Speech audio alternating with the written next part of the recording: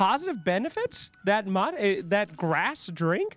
I think it does. That's really neat. Thank you so much for that insight. Fantastic. Let's talk a little bit about the game. Yet again, we're seeing the Pangolier come out. I think he's been in every single game today, but surprisingly, you guys get the Faceless Void. Now, I think they banned 5 Nightball heroes, if that's correct. They let 1 go through. Was that an insta-lock on that Void, or was it something besides that? That's something I'm not going to tell you, but sort of expected, sort of insta-lock. Yeah, but yeah, kind of expected draft. All right, fair enough. Keep your secrets. All right, last conversation here. Are you worried at all about this draft? Because we did see the Void come out. Obviously, it's going to be hype. We saw the Meepo, this surprise pick, although it's never won a game so far. But we did see it come out. Was that a worry for you in your draft? Did you have to adjust to that, or was it okay? I think it's okay. I think Pango is pretty good against Meepo. Like, he's just overall like a strong hero. And we've also had some experience playing against this hero in scrims, so not surprised. You know, we know how to play against it. You know, we know what the hero does. You know, it should be fine, guys. Don't worry. All right, sounds great. Well, thank you so much for your time. We are here. The Matcha Man is ready to see how this one turns out. Let's pass it over to Lizard and Snare. Thank you very much, Slacks and KP. And here we go, Lizard. First blood has already been drawn by PVISION. This is a game where Aurora, classic draw from them. 4 protect 1, make sure that Nightfall is the big bad knocker in the late game. But they are dealing with the Meepo. And you, Big Liz, are the biggest Meepo spammer I know. How free of a Meepo game is this? It's pretty free. Like, when I'm looking at the Meepo, I agree with KP and what he said about Pango. I feel like Pango is one of better heroes in the game against Meepo. Earthbinds and all that stuff, it can mess with you, but you can still Shield Crash through it. And guess what? Shield Crash attaches on every single Meepo, giving you some insane shield after. Of course, Pango also got buffed, so you get some kills in the lane like this one. In general, it's a good answer, but I don't think it's enough. For me, this still looks like a pretty damn free Meepo game. Like, you can do all the things that you want to do with Meepo. The itemization is free, you don't have to adjust into an early Aghanims or anything like that. You can move through the Twin Gates to harass the enemy carry because Faceless Void has nothing against the Meepo early on. Time Walk, you cannot use that when you're Earthbound. And you have no concern about the time dilation after the poofs? No, not really. It's not something that you worry about at all on the hero. Like, the matchup itself is really good for Meepo until Faceless Void is like Giga farmed. Once he's Giga farmed, he literally does not care. Well, Faceless Void right now has already lost the hero in this lane, but it's going to be going for this early Helm of the Dominator. It's his build only, right? Like, in previous patches, everyone was doing this build on Faceless Void, but right now I feel like he's the only one that is still keeping the dream alive. He still builds the Dom. Natus getting the blast back onto Kaori. Triple S will come through with the Gush, but will he be able to close the gap? Blood Grenade was dropped through. Kaori still flapping his wings away. 9class will have an Illuminate Blast ready in a moment. Not even necessary as Triple S gets an Anchor Smash kill. Loses his career, but definitely worth it. That's a second death on a Jakiro versus a Coddle lane, by the way. Like, in the last patch, this would never happen. Jakiro would solo zone both of you, but... Wait, can we move the camera to Nightfall? Yeah, because Satanic is just chasing him with one of the Meepo clones. Nightfall is actually trying to run away. The Earthbind missed from Satanic, unfortunately, so Nightfall got off the Time Walk, and he should be fine. Yeah, Meepo was still on his tail, but in the end it seems like he will give up. The Earthbind did miss because of the blinding light, right? Like, it moved him a little bit too far back, so it didn't connect in the end. Satanic, we've already seen in this tournament just how effective it can be when you have a hero that can just, you know, play the map, scout vision, just create problems everywhere. As top lane, we end up losing the Phoenix yet again. Mira with the Observer Ward dropped down behind the Tier 1 tower, able to catch up to the Phoenix. And the position 5s are really not having fun this game. Keep in mind, if you're Meepo in this game, you're constantly eyeing a carry kill on the other side. Like, you always want to use this Twin Gate. One of the reasons why Meepo is played so much on the safe lane and no longer on mid. Top lane though, maybe a kill on Mira. Earthbind will come out. Will the poofs be there? No. Beautiful bushwhack from Mira. Could still have a Hoodwink death here, though. Will pop the Fairy Fire to delay it. But eventually it goes down. Ducalis gets credit for the kill, but Satanic finally gets involved in some action. it's a choice that you can make, right? Like whenever you're rotating through the twin gate, you can still pull back. If an opportunity arises, you can get a support or an offlane kill or a carry kill on the other side. Let's talk about this mid lane for a second. We've seen this lane many a time. Yesterday when we saw no one play this, he had the Treant Protector behind him, and that living armor allowed him to win this lane when he had no business doing so. But this seems like a more, natural situation here in this mid. It's more natural in a way that no one is being heavily supported by a secondary hero, right? But at the same time, Puck is doing really well. This is a lane where Void Spirit should do a bit better in the laning stage itself. And then down the line, Puck with the Dream Call, with the silences, has a better time. But so far, so good for no one.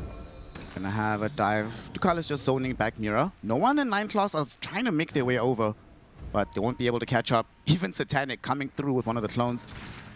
WS though, That's the on kill. the backlines, he finds Ducalis before he's able to retreat to safety. Another kill. He's been involved in 3 kills already on this Pango, and you were mentioning how important he's going to be to deal with this Meepo later. I feel like the way he deals with Meepo is a bit different than some other heroes that panel talked about, like an Elder Titan, who has been tested, I believe, recently. Not in this tournament, but recently versus Meepo as well. Some of these heroes, like Timbersaws and Elder Titans, they can literally solo the Meepo at some point. Pangolier, he's there to make your game as rough as possible, right? Like all the AoE stuns and the fact that it's very difficult to kill him through the game, make the game a bit nasty for the Meepo. There's a shield rune on no one. He might decide to go to the top lane. He's on the way right now. Ducalis is here too, and they want to go onto Mira. The poofs will come out. Hoodwink falling very low. Not dead just yet. Will he burn out in the end? Icarus dive applying the dots. Mira will end up falling. No one is here. Looking for the steal on the Shrine of Wisdom. He wants to get it. On the other side, Nightfall is doing more or less the same thing. He thought about it at least, but didn't commit in the end. Overall, when it comes to these two supports, like Hoodwink and Phoenix, like in the early stages of the lane, Hoodwink bullies you, but through the game, I feel like it's a pretty good matchup for Phoenix. Every time you get a couple of Fire Spirits on top of the Hoodwink, the hero just melts. Works with no HP, no magic resistance, so very difficult for Mira to stick around in the top lane now. WS making good progress towards having that Diffusal Blade. Gonna be keeping a lot of eyes on him, but especially Satanic. What is the preferred build right now on this Meepo? I would say that this hero currently is actually unexplored when it comes to build. I would say that there's a lot of different builds that you can go for. Satanic, what I've noticed from him at least, goes for the same. Mid lane actually can connect onto both heroes, 9 class and no one. And they'll have enough damage to kill off 9 class. Unfortunately, Kaori cannot escape this either. Triple S made his way towards this mid lane. Does have access to Ravage, so maybe they want to trigger the Ravage bottom, have a twin gate rotation from the Meepo, kill off the Faceless Void. It's definitely a viable option when Meepo has a couple of resources to work with. Right now, he's very low on mana and HP mid lane. They get a Bushwhack out onto no one, but does manage to escape for now. 9 class ports back in, applies the Chakra Magic. Did he have a tango? He didn't have a tango. He didn't have a tango. He didn't have a Quelling Blade. I think there is this interaction between the pull from Void Spirit and the Bushwhack that messed it up, right? Because the Bushwhack just stopped working; it disappeared. There's a couple of spells that actually just mess up Bushwhack. Like Void Spirit's pull is one of those, and I believe Slark's leash as well. Like if a target is leashed and then you use the Bushwhack, the moment the leash ends, the Bushwhack ends as well. It's definitely unintended, but. Small indie game. Very early in its development, you know? I mean, the Dota files in the game still say Dota 2 beta. We're not out yet. Eventually. No one. Him and 9 class, we heard from the panel about how much 9 class loves to stack. 6 camps stacked in total, 5 from 9 class. This is one of the best things that you can do with Coddle, right? Like, especially when you have someone as beefy as Tide on the offlane. You can feed him mana, secure his lane, and then he's basically unkillable, right? At the same time, you've got... okay, let's look at it again. Yeah, you're right. Just instantly disappeared, right? Like the same moment. But yeah. Top lane. They're looking for Ducalis. The Bushwhack will not connect this time around, and Ducalis no longer has access to the Icarus dive though, so should still die in the end here. Doesn't seem like anybody from ParaVision has interest in saving him. You can potentially pressure the tower here. Now that you have Kaori 3 points into the liquid fire, this tower should fall. Oh, absolutely. One of the best usages of Jakiro in the last patch and in this one. Go rock up to a tower, just use your liquid fire 24/7 on it. Make sure that it falls immediately. No one doesn't have to worry about these supports, so can play a bit aggressively in the lane. Has his Witchblade being built up, already has the Quarterstaff into the Oblivion Staff rather. I'm going for the Witchblade, right? Yep. It's very close to it. Constantly being fed mana as well by Coddle. I love the adjustment, by the way. This build that 9 class is rocking, I've seen it first on GH, maybe a bit over half of a year ago. It became the standard, and I just love it. Like the Holy Locket Glimmer Cape build, like after Holy Locket, what you build is up to you, but Holy Locket just makes your blast even better, and you're maxing out Chakra Magic. You're not playing around Illuminate, you're playing around the mana, of course, and the cooldown reduction that you give to your teammates. A lot of really good things that you can reduce in this game. Anything from Puck, of course, and the Tidehunter. Tide is cleaning up the tier 1 tower as the Pango takes a pretty massive stack on the other side of the map. Doesn't have mana for WS, so won't be able to respond to any potential moves. And ParaVision is mounting one as we speak, but no real vision on the priority targets. They have to go back. They got scanned as well, right? Like pretty heads-up scan from Radiant, so they understand what is happening. Pangolier even TPing out. They want to fight this. Now keep in mind, they have Chrono, they have Diffusal on Pango. More or less, they are ready. Smoke up 3 heroes. Mikoto is going to be leading the charge here. Oh, Ducalis breaks the smoke, but he's still going to jump on the backlines. Looking towards 9 class. Should be a very straightforward kill. Mira gets the credit for it. They really wanted the Puck, though. The reward is the rune as well. Puck is a hard kill, right? At the moment, at least, Puck is not that simple to catch. No Yules, no Aghanim Scepter on Void Spirit. So, probably not the one that they expected to kill anyway, bot lane. A break out onto Triple S. Not enough damage yet, and he still has the Soul Ring, so he could pop the Ravage at any given time. And to your point about the Yule Scepter, he's actually queuing it up right now. Not going to go for the Ags or the Spirit Vessel on Mikoto. Straight into the Yule Scepter. Mid lane, Mikoto, will he be able to save Kaori here? Definitely not. No one able to help get the kill. Ducalis, though, as he falls lower, Mikoto decides, you know what, I don't want to commit for that kill, lest I die myself underneath the tier 1. They had Pango and Hoodwink nearby, but not close enough to truly commit. Also, there's a neg available, so going for that kill probably wouldn't work in the first place. So far, the game is pretty even, like a 3k lead for ParaVision 6-6 when it comes to the kill score. But I have to say, from Faceless Void, we had a couple of really good games. But this game worries me a little bit. Like, you're playing into Dreamcoil, you're playing into Dead in the Water, you're playing against Meepo, which through the game, like, maybe 35 minutes plus, it's a good matchup for Void. But before that point, it's actually pretty damn good for Meepo. You can use your Aghanim Scepter to pull the Meepos out of Chrono. Like, you can, of course, use the Shard after the Chrono. You're naturally very tanky as well, so not really an easy game for Nightfall. See if his team can make the space around him so that he can flourish in this moment in time. WS building into a Blink Dagger soon. I mean, I think it's pretty good from the side of ParaVision that, yeah, a couple of these smoke moves have come, the supports have been dying, but by and large, the cores have been pretty much untouched, allowed to just get their items for later in the game. Yeah, they have been chilling DD. Okay, 9 plus. Might have to deal with the Rolling Thunder here. Comes through from WS.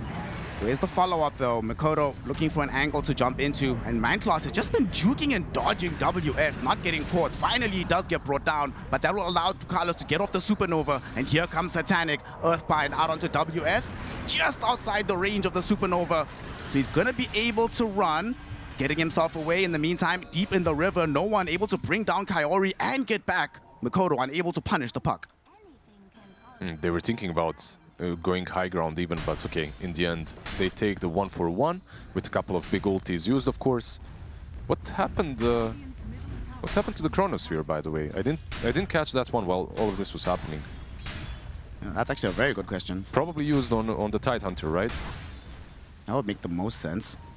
But why as well? Because everyone was fighting through middle. Well, maybe we'll find out with the replay. That's Triple S. He's on the front lines right now. Gonna get hit with a sharpshooter potentially. Nope. Oh, it does catch him just at the very end. But there's no follow-up. And he still has this Ravage. He's also gone for the more aggressive build. Blink into the Vladimir's offering, making sure that he can both initiate and support the Meepo in the middle of these fights. He can defend, he can attack. It's a pretty standard build besides the Blink, I would say. Like the Vlad's is very common on Tide. It's either Vlad's or Raps at the moment. The Blink one, however, is a bit different, right? Having Blink, he's making a statement that they want to play right now. This is their go time, and it's a pretty good go time. Observers have obviously showed us the SNY being completed on the Meepo. This is a pretty big power spike on him. You don't really have to wait for way too many items. Honestly, there was an interview where he talked trash, Satanic talked trash about Raps. It's a pretty good Raps game. Ravage. There's going to be a Ravage on the 2. Mira's going to be the first one to fall here, and they break the leash on Mikoto. He was trying to get himself away, but Ducalis able to get the kill. A double for the Phoenix, more experience for the Flappy Bird. Down bottom, Nightfall could be in danger here. He doesn't have a Chronosphere anymore. Slowed down by the Solar Bind. Earthbind is going to be there. Ducalis has the Supernova out. It crashes, it stuns him, and they kill him off with the Sunray. Satanic, first involvement in the game, very successful. And that's the problem that Faceless Void will have all until he buys Manta or BKB. Like that's one item that you can kind of, you can time it properly. It's very difficult to keep on all of these routes if you Manta and instantly time walk after. Keep in mind that the new build on Faceless Void that is becoming a bit more popular is Aghanim Scepter.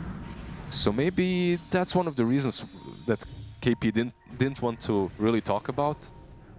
The secret tech. I mean, the AoE stun versus Meepo as well, not too bad. Oh, Jakiro.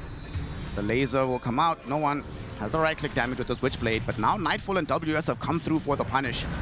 Ironclaws will just throw out a token blast with the Illuminate, but he will end up dead. There is no saving him. They are still chasing the Phoenix. No dive. No dive available, no Supernova either, so easiest kill of WS's life. They'll take the opportunity to also go through the Twin Gate. Unfortunately, while all this was happening, they do end up losing their Tier 1 tower in the mid lane. PVISION are playing the map really well. They're getting good trade-offs, I have to still say. Even after losing the 2 supports, the trades are okay for them, and they're just getting more out of the map. Meepo is farming basically the whole top, never being pressured at all. Once he gets the Skadi, I think that's it for them. Like, they literally have nothing to wait for.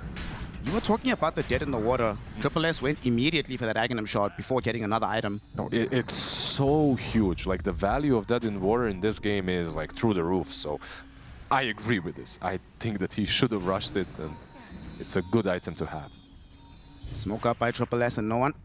But they were scouted through the mid lane and they get scanned out once again. So Nightfall very safely will farm behind the Tier 2 tower. He'll even TP out just to make sure he survives. Like, look at these heroes on the other side, like Faceless Void, Void Spirit, Pango. No one likes playing into roots.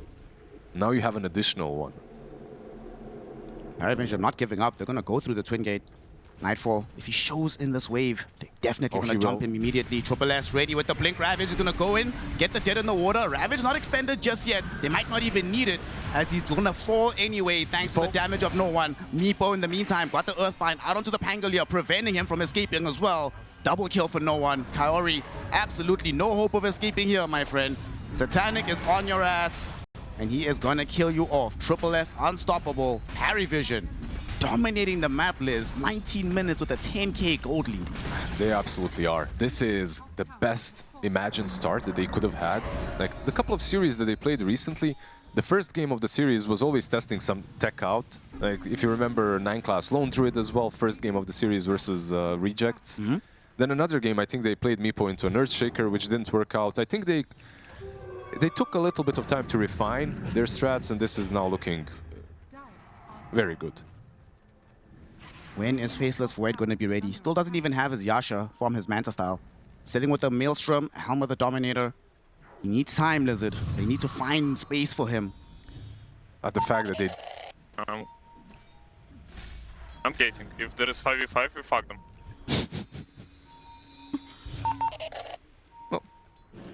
Spoiler alert, he did exactly that. Yeah, pretty much what happened. Ravage now expended again. It's gonna catch onto 3. Kaori's gonna follow Mira into the grave. WS trying to get himself out of here, swashbuckling away. But as the supernova pops, will he be past the range? Yes, he will. Rolling Thunder protect him for now. They even bought back on Mira just in case. But Triple S with this Blink Dagger. We've seen a lot of these Tidehunter games where it feels like, you know, the hero's struggling to really get himself involved in the team fight. Definitely not him here. Yeah, this was one of those games where you don't have to go for an early Aghanims. It's actually the Shard that is really strong on him. He gets the Shard and the Blink. Like, Blink not only for the Ravage, but for the Shard too. Keep in mind that he can Blink in. Like, Dead in Water has like a pretty bad range. So if you Blink in, it's easier to catch the Void Spirit. Faceless Void. Faceless Void wanted to fight. He wanted to use the Chrono, but the egg was already positioned so well that it just absolutely zoned him. Makoto still hasn't really been able to utilize this Yule Scepter, and unfortunately, he's gonna have time to contemplate his item choices in the fountain as he's probably dying here. Triple S, wicked sick. Man, PVISION just not giving Aurora any room to breathe. Satanic, the Earthbind! It cancelled a TP from Jakiro.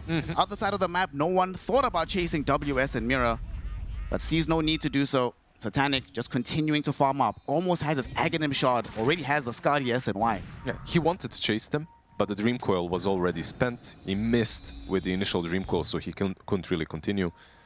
This is basically a textbook Meepo game. You have Skadi, you have your Shard now, straight into the pit. There is a play from Aurora, and the play is Chrono around the pit and try to win that fight around the big objective, because generally you don't really want to pressure high ground without getting Aegis on Meepo or most carries. So that's a chance for them to perhaps turn the game around, but 16k lead 22 minutes in is... It's looking rough. And there's not even like an Alchemist, Lone Druid or whatever. It's just this Meepo. And things have gotten even rougher. Aeon Disc has been picked up for the puck. So the Nightfall, if he was at least thinking, okay, we get a Chrono on one of these cores, we can kill them off. They're all getting so difficult to kill. Titan, Meepo was super tanky, Puck has Aeon Disc. I don't know, man. What moves can you even make right now for Aurora? I don't really know if they have the damage to kill anyone but the Puck when it comes to cores. At the moment, at least. They need way more time. Makoto said Puck is going to find his counterpart from the mid lane. Triple S is on top of him. Doesn't even bother using Ravage. Like you mentioned, dead in the water. The roots in this game are just so OP. Yeah, in this situation, it worked a little bit differently. He used the Yules to dodge it, but after the Yules, of course, he gets coiled. And the fight is absolutely over. Meanwhile, Meepo just chilling in the pit, by the way, hitting it. Waiting for the teammates to arrive. Has a medallion as well. And look at the map state even. Tier 1 bot and Tier 1 middle still up and quite healthy. I mean, good luck pressuring them. Maybe a Jakiro with suicidal tendencies can go next to the Tier 1 tower, hit it a couple of times, but he will not go out alive, so... Somebody do a mental health check on Kaori. Don't do it, bro. Yeah, there's just no way. There's no way for them to take objectives right now. They need to buy time on Radiant. The only way for them to get back into this game is by surviving for a really long time. Mid lane, Void. Triple S getting the jump onto the Faceless Void. They force out the Chronosphere, but it's not gonna matter. Sunray lasers him from outside his own bubble. Ducalis will tip him for good measure. What a way to go down. And yet again, Triple S, the Blink Shot, just doing miracles on the map. Can I... It's not really a hot take. I think this game might be over. The possibility exists, OG. The possibility exists. 24 minutes, 10 seconds. I'm already on the high ground for PVISION. What can you do? You use the Chronosphere already, so your big teamfight spell is already gone. This is just one of those textbook perfect Triple S jumps forward, Ravage onto 3. Both supports are gonna get bursted down here. Dream Coil out onto Triple S. Does at least have the roll up to protect himself for a moment. But the space has been opened up, the racks are exposed. Satanic very happy to just reap the rewards of destroying all of these buildings. They still have tier 2s, right? So if they want to end it, they have to go for the throne, and most teams at this point, honestly, if this was a pub, they would probably just go throne. With the Aegis and everything that they've got, I feel like this team is literally unkillable right now. You have Vlad's BKB, you have Pipe as well on the Phoenix. The damage from Aurora, if you literally camped them under the fountain, it's sad to say, but it feels like the damage still wouldn't be there. They need an extra item on every single core. Well, WS might need an extra life, but thankfully has a Swashbuckle. Dreamcoil still down for another 25.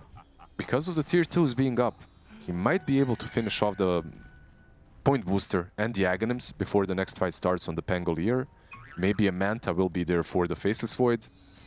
It's something, but these are your mid-game items. Meepo, he's already rocking with Skadi, and I believe Butterfly is about to be completed. He's getting close. Nightfall, yes, he's going to have that Manta, but you're still so far away from BKB. This game feels... I mean, not like BKB absolutely saves you, but it feels impossible to play without it.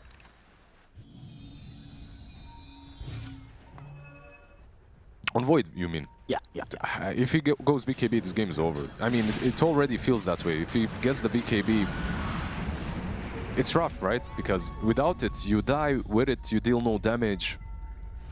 Like, your options are limited. I think he needs to go all out on damage. Get some Mjolnir after the Manta, and just hope that there is enough of oomph in the Chronosphere from his allies as well. There's a Butterfly now, so less right-click coming into this Meepo. They're smoking. They want to hold top. Okay. Let's see what kind of angle they can find here. WS will wander out through the Twin Gates. They drop a Macropire down. Still not doing too much because there's Illuminate heal, there's Sunray, literally full HP on Satanic. Nice little bushwhack. Hunter's Boomerang gets thrown through as well. But Satanic just doesn't care, bro. There's just no damage. No one. Zoning back Kaori, who just gets caught easily by Triple S. Quick kill, forcing him to buy back. But what can he accomplish? He's already used up the Macropire here, so no big magic damage coming in from this Jakiro. Earthbind going in, back on Kaori. Can they get the dieback out of him? Not just yet. PVISION feel no need to overextend. They've taken the objectives, they've taken the lane of Rax, and they can go bottom to secure the Mega Creeps. The buyback on Jakiro was still pretty good, I would say. It was necessary for the Ice Path, if nothing else, just for some extra control. The damage itself is just not there from any of them, and it's not on Jakiro really to help you out in that aspect. In this current state of the game, the cores need to do a little bit of heavy lifting. When was the last time you saw a first Aegis be this value for a team? They're using it to almost get a 4 Megas here. WS will get the roll, looking towards the backlines, trying to isolate Line Class here. Does he have the damage to kill off this Coddle? He does. Coddle does go down, but there was a Ravage on the backlines from Triple S, stopping Nightfall from getting involved in the fray. He just has to watch as Mira dies before his very eyes. No buybacks available from the supports as Makoto jumping in, looking for Ducalis. Can't even kill off the Phoenix. Supernova is still available, not even required. They get the leash out onto Void Spirit. He's dead without buyback. Satanic still has an Aegis for another 17 seconds. Dreamcoil on the 2. They finally get the kill on Pango as well as the buyback on Hoodwink. Faceless Void tried his best, threw out the chrono, but to absolutely no avail. GG, well played is called. PVISION come through with the Meepo and dominate against Aurora. Yeah, it's always nice to see newer and newer generations experience the thing that is called Meepo. Too. Thank you so much for your time. Great answers. God damn! And we'll pass it over to you guys. A clean dap up from Puppy as Aurora unfortunately have gotten the first blood off of one of his players. And PVISION, you heard it from Puppy, Big Liz. He wants them to play fast. He wants them to be aggressive. They need to take the fight to Aurora. But how? Where is the lockdown? Where is the control? Is Makoto really just going to bomb out in this game? Look, I guess the idea behind this kind of a draft is you don't need lockdown, you don't need control if you're just constantly pressuring and taking objectives. They're the ones that need the lockdown, they're the ones that need damage, and they're the ones that will have to very early on start the defense. But when I look at Aurora, this draft of theirs, you know when they were on like 17, 18 game run, every single hero that is in this game would have been in those drafts as well. Like they're on their absolute full comfort zone. See how much they can get out of it. Nightfall, the man who was granted the first pick for his team, gonna be allowed to play a much more, you know, a hero that can get involved a lot earlier than the Faceless Void. Oh, absolutely. Like still on an Ursa, you need to farm out a little bit, right? Like you need to get your blink timing perhaps with the BKB, but of course you can join a lot earlier. You can even pressure some objectives like Crush or Tormentor a little bit earlier than a Faceless Void as well. So yeah, overall not the worst game for Nightfall on Ursa, even though it was picked very early on. Did have his courier taken away from him. He was carrying a chainmail. Still early enough in the game that it'll be back relatively shortly. His counterpart, Satanic, just trying to farm out down bottom. Is there a kill threat here on WS and Mira, right? The Largo and the Rubik? Oh, absolutely. I mean, there is a kill threat on the Phoenix and the Terrorblade, something that I believe Lacoste talked about in the panel as well. Like Rubik and Largo are pretty damn scary. On the other side, Phoenix and Terrorblade, the only way they get kills in this lane is with an extra rotation or if someone is really out of position being too aggressive. Well, they're going to go onto the Phoenix right now. Ducalis does have access to the Icarus dive, but he gets catchy licked by WS. Mira claiming yet another kill by bringing down Ducalis. You can't dive out. Like if you aren't frog stomped, then you're licked. Like one or the other will come. Top Nightfall, lane, though. Nightfall having to run underneath the tier 1 tower. Getting more mana is Triple S. But couldn't keep the whole chase going. Big fatal bonds from Kaori. Will zone back these PariVision heroes. Is he getting a kill on Coddle here? He's trying to, and indeed, not just a kill on Coddle, it's a double. The fatal bonds were on the whole creep wave. So Nightfall beats into it, brings them both down, and down bottom they get a Fade Bolt kill onto the Terrorblade. Things starting to fall apart right now for PariVision as Ducalis lifted back as well. WS is out of mana, so perhaps Ducalis can escape. Does have Icarus dive, WS still chasing. A little bit more damage is what they need. They pop the glyph, they shield the wave, they want to get this kill. Mira has mana in a second for the Fade Bolt, but the Icarus dive will be there first. Okay, at least the Phoenix survives in the end.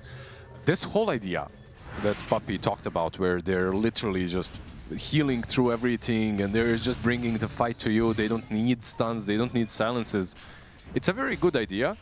On paper it works, but you need items and the laning stage needs to go well for you.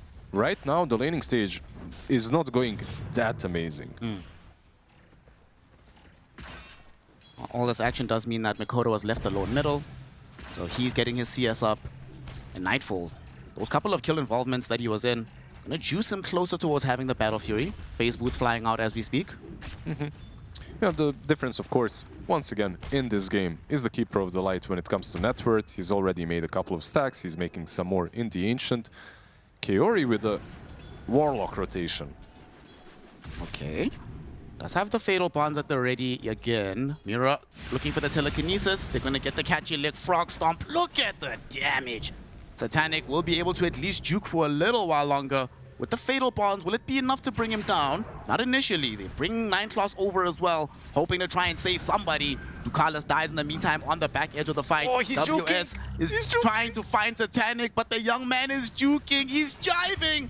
But unfortunately, he is not thriving. WS finds him eventually and brings him down. The ward, this ward right here that Warlock used when he rotated is what kills him. Because the jukes were good. Like, usually when you're behind that tree, under the tower, you're not in vision. So that's what he was expecting. But he managed to juke like 3 or 4 attempts on the lick. Like the catchy lick has a backswing, and it does take a little bit to cast, but in the end it still didn't matter. Do you have a favorite juke historically? We'll talk about it in a second, as we have the first Dream Quill used here on this Ember Spirit. Trying to get through the Flame Guard. No one does get off the Remnants. He's safe for now. Bottom lane, Nineclaws though might not be as lucky. Telekinesis brings him closer towards WS. And this Largo Rubik lane is just dominating the bottom side of the map. Yeah, they're way too strong. Like this hero, Largo, is actually a pretty decent laner. Not versus all heroes, but versus Terrorblade, versus all these edgy cores that really don't have a lot of HP. he thrives in these kind of lanes. Triple S is out of mana, so you can't keep peppering Nightfall with these quill sprays. Nightfall trying to get in front of him, doesn't want to trigger the quills, but unfortunately Triple S just outplays him with the Bristleback passive, able to bring down Nightfall. Oh, the respect tip right on the other side as well. Very nicely done by Bristleback. You can see Nightfall, the moment he got Windlace and Phase Boots, he tried to get in front of him, hit him from the front, but in the end, maybe he should have just played the odds and hit him immediately from behind. Okay, do we have a moment? Yeah, your favorite juke of all time in Pro Dota. There's two. If I remember, there is like the host juke around the tier 1 tower with the Alchemist. Oh, with Alchemist, yeah, 3. Yeah. That's the first one. The other one is the only one that I remember because he was getting a lot of praise on Reddit. It was Wiz against my team long time ago. He was playing some Slardar and he juked us for like 2 minutes straight. We were chasing him across the map. So it's the only one that I remember besides the host because it hurts. PTSD on that one. Pretty much. Remember PPD juking with Bane? ESL 2014 underneath the tier 1 bottom. I think they were playing against IG in that I think game. my old brain is cooked. Well, these stacks are cooked. Aurora going to steal them away from PariVision. So much hard work that's been done by 9class to get these stacks going, but Aurora just says, we appreciate the investment, bro. That's an adjustment from the last game, right? Like the last game, they were free to take the stacks, they were free to just chill and farm up. This time around, Aurora recognizing the mistake, and yeah, the invasion was really good from them. Triple S has been left alone here as Quaddle around the map stacking. He's actually farming now, and I don't mind this as well. I feel like Keeper of the Light is one of those heroes. You can see that the skill build has changed a little bit as well for him. He's 2-0-2 right now, so he can actually take a couple of those stacks on his own, or maybe pepper them up a little bit for one of the cores. A bit more aggressive, of course, with this build. Aurora will keep pressuring this tower to try and open up some space. Kaori rock. Gonna go in. Kaori does drop the chaotic offering. 9class just gets eaten alive by Nightfall. They lift back onto Triple S. Can't bring him all the way, but Nightfall can still catch up here. Just needs a few more right clicks. Here's Mikoto as well to make sure there's no escape for this Bristle. He will end up dying. Double kill for the Ursa, and the tier 1 tower should fall very soon afterwards. They're absolutely breaking them apart right now in the laning stage, and I was wondering when Kaori is going to use his golem. He had it for at least 15 seconds. Unheard of for this Warlock player not to just instantly spam it on the tower. Let's get the kill. And this also sort of worries me for PariVision. If they want to play this bold up lineup to just pressure towers, right? That they talked about earlier. How do you do that versus a Warlock with Fatal Bonds with the Golem? It's... You have to be ahead out of the laning stage. Despite all the kills that they've suffered, only a 1k gold lead at the moment. No one shadowing the two supports. Who's he going to try to go onto here? He sees Kaori as a viable target. Flame God going. He has 0 points into the Searing Chains though. So you can't really stop this guy. Kaori just running further and further away. Ducalis comes through, doesn't have his ultimate, doesn't even need it. No one even commits the Remnant forward, but Ducalis able to get some burn damage out and get the kill on Puck as well. This is much, much better now for PariVision off of this one play. And do you see the difference here, by the way? The difference in this movement is Ember is involved with Coral. Something that we didn't mention at all. Like Coral plus Bristle, really strong in the laning stage. Coral plus Ember literally broken through the game because you almost completely refresh the Sleight of Fist. So you have double Sleight through the game all the time. Does now have that solitary point into the Searing Chains. Gonna go for the Mage Slayer for himself. Sleight of Fist, 7 seconds. Level 4 Chakra Magic, by the way, 6 seconds cooldown reduction, so... Can be kind of impactful at times. In 25, you get the, what, 3-4 slides? Yeah, it becomes silly. The highest impact I feel like it has very early on, when heroes are still a bit squishy, and then you can spam it out post-laning stage. We do see that down bottom, they have kicked Satanic out of this lane, so WS put pressure on the tower. His Kaya is pretty much finished, so we can start building into that Aghanim Scepter for the Logo. And maybe they can hunt down the Terrorblade here. Satanic is the one person that they don't want to get involved on the side of PariVision. They want him to just keep up the farm. Very similar situation to how what Nightfall was nice in game coil. 1. Mikoto though, Dream Coil onto 2 in tandem with the Chaotic offering. Yet again, 9 Claws is the first one to be bursted, but not enough lockdown for no one. Able to remnant out to safety. Yeah, that was a smoke, by the way. So on one side, the egg was used, on the other, the coil. Overall, they do get a kill, and perhaps the tier 1 tower will be taken with the Warlock usage. You mentioned the Kaya on Largo. I feel like it's not what I feel like. This hero, objectively, is a lot weaker than he used to be in the previous patch. But there are some nice things, like Catchy Leak is a bit better. You get damage without aghanims as well. Not a lot of it, but it's something. Well, Triple S will also get a nice free kill on the Chaotic offering Golem. Good gold injection as he's getting towards the BKB for himself.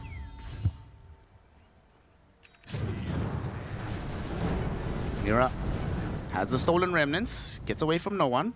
Very nicely done.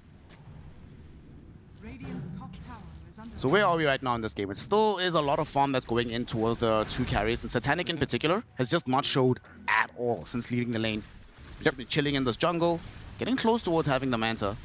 He's also the main reason why, even though they have triple the kills on Aurora, the net worth is negligible, right? Like the advantage is 2k on Aurora. It's something, but it's not game-changing. Well, this smoke could be game-changing if they can catch up to Nightfall.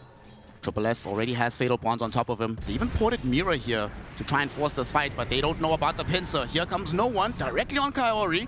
The Warlock will die. Even brought the Terrorblade here with the meta, but the big prize is Nightfall. Searing Chains. Oh, unfortunately, it goes only onto the creep wave. Enraged for the Ursa, he jumps forward a little bit. Solar Bind will be there, but he's too far away. Ursa, he's going to be good to get out of here. No one, very unlucky that the creep wave was there for the Searing Chains. Yeah, they even thought about diving some longer, but just the TPs alone, the threat of the TPs, they didn't go through, prevented them. Actually, Largo and Puck now without the TP, but still on the enemy side of the map, just free-farming. And these kind of moves are fine. Like, you get an objective, but they're never moves that you gain all too much from when it comes to net worth, as Puck was farming mid, Largo was farming bottom. I think they're going to try again. Whatever space is being afforded to Nightfall, they want to take it away. He is farming in a safer place right now in the triangle. But PariVision, they don't want to allow the previous pace that was being set to continue, where you're just constantly being dove under your towers, where every fight just feels like you're dealing with insurmountable damage.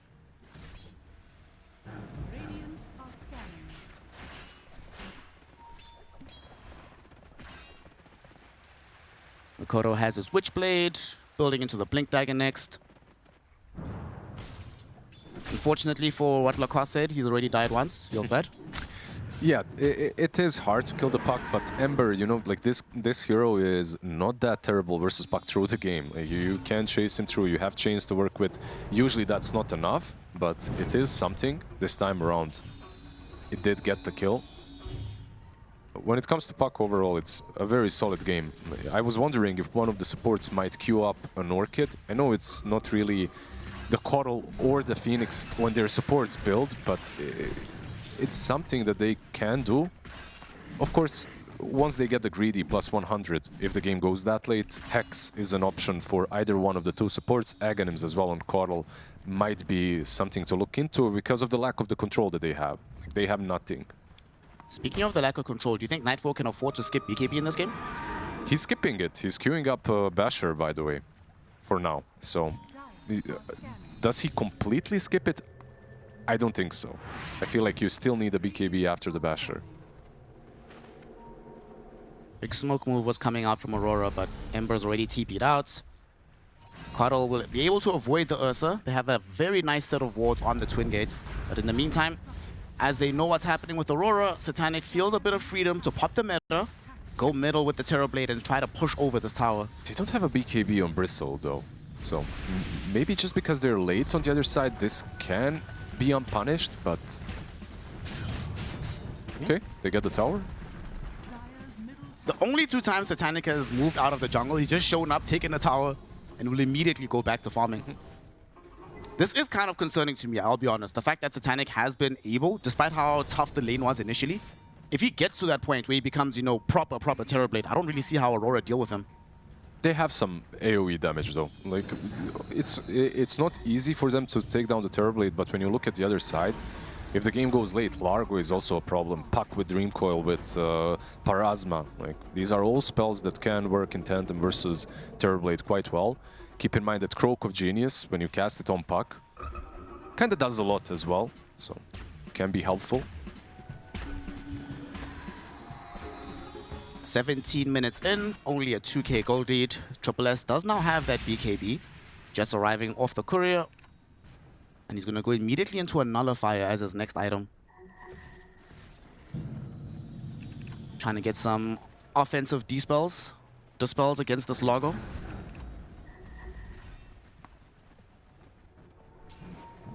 Now PVISION, they smoke up, but again, Observer Wards are going to be the saving grace here. They have seen this entire movement, so Aurora should be able to get out safely with no problems. The lane is pushing in down bottom, so they can convert this into a couple of wards, maybe a tier 1 push, or if they decide to threaten Rush as well. The trick about PVISION and taking Rush is they don't really have a ton of damage for it, but they don't have to waste too many resources because of Bristleback and because of level 4 Fire Spirits. Rush literally isn't hurting you, it doesn't hit you. So you can slowly pepper it down and force a fight around it. Not playing around this area, they'd like to be able to find the kill first. Aurora, though, are very happy to just dodge for now. Looking for the next round of items, but no one. Has some vision now onto Kaori. Nightfall will be there to try and defend his position 5. Forcing Ember Spirit to have to retreat. At the same time, Puck has shown up. Gets the Waning Rift out. They have Dream Coil available too. This is going to probably be a dead Ember Spirit. No way out of this one. Nightfall fed yet another kill. Yeah, that's pretty much all she wrote, and the question is, 30 seconds, is that enough maybe for the Ursa to even go into the pit? They're still scouting it, by the way. Keeper of the Light just constantly spamming spells. But, he's been scouted himself. He's standing right underneath an Observer Ward, so Largo easily able to catch up. Puck will also get involved.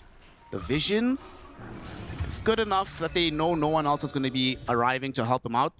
And with these 2 hero kills, definitely time for Roche with the Ursa. Vision actually won these couple of last engagements, right? Yeah. Like, they saw the smoke, they knew what was going on, and Coral also, because of the lack of vision, dies in the end. Used Illuminate to scout Roshan, gets scouted by the ward. They have a couple of really nice deep wards that Mira planted, the one on the cliff and the one behind the tier 2 tower. And this is where Basher build on Ursa feels so great, because you went for a Basher, you didn't commit for a BKB, and you got an Aegis. So you don't really care, you're not that vulnerable. They did smoke on parry, hoping to get there in time to interrupt the Roche. Sadly, not gonna happen.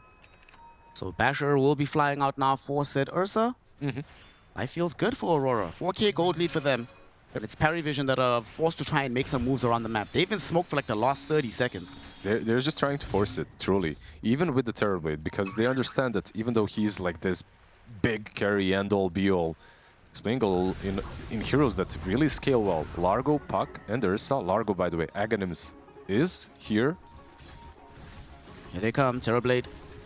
He could be targeted here. They're pinging him out right now. Nightfall is showing up, wants to reveal the Basher. It's going to be Ducalis who breaks the smoke. Observer was plopped down, but he gets the Icarus dive out. Satanic popping the meta. These heroes from Aurora trying to get themselves back, but a beautiful Dream Coil onto 3 on the backlines enables Nightfall to just jump in and kill off Ducalis. Ninth Class survives a little while longer, but eventually he dies as well. Now Triple S, what can he do here? Can he protect Satanic? Because Nightfall only has eyes for the Terrorblade. Life number 1 will be taken away, but Satanic will die permanently in the fountain, trying to respawn. Triple S doing his best to run. He's got a Largo behind him. Catchy Lick brings him close, kills him off. Aurora trade 1 Aegis for 4 hero kills down bottom. It was the nice idea from PVISION to stick around the Tormentor. They knew that this fight was coming their way, but I feel like they overestimated their strength at this point. The BKB Bristle is cool. He runs into the enemy team, and maybe if you catch with a Quill Spray a couple of these blink targets, they can't catch the backlines, but a bit too slow in the end, because they already saw where Phoenix went. So the Puck and the Ursa, they're already jumping the backlines. Coral and Phoenix, they just disintegrate immediately. Yeah. Super, super fast. And unfortunately, we are seeing that at this moment in time, if Satanic's not hitting people, the burst damage isn't really there at this moment for PariVision. He managed to take down the Aegis, used Thunder on Rubik as well. He did some work, but he's not there yet. Like, this isn't your Terrorblade that can just stand and fight versus pretty much everything. He only has Manta and Dragonlance at this point, so not quite there yet. Satanic's face, he's like, what the hell's happening, guys? We're down 18, 10k gold in favor of Aurora. It's only 22 minutes into the game. And yes, like you said, eventually Terrorblade will get there, but the game just ends before we're there. It doesn't really matter. This is Aurora's bread and butter, right? Like the way they're playing the heroes, they're playing WS. I feel like when he got into this team, the heroes that they were picking him all the time, it was like a Timber, then some casual support, but the moment Largo got explored as an offlaner, he started spamming it, and it was a big part of all those one tournaments. So, level 15 soon. Satanic got scanned. They know where he's at. Dreamcoil is available. They see him. Makoto, is he going to jump forward for this? Perhaps a bit too risky to fight behind the tier 2. You know that the Supernova is available since Ducalis died so quickly last time.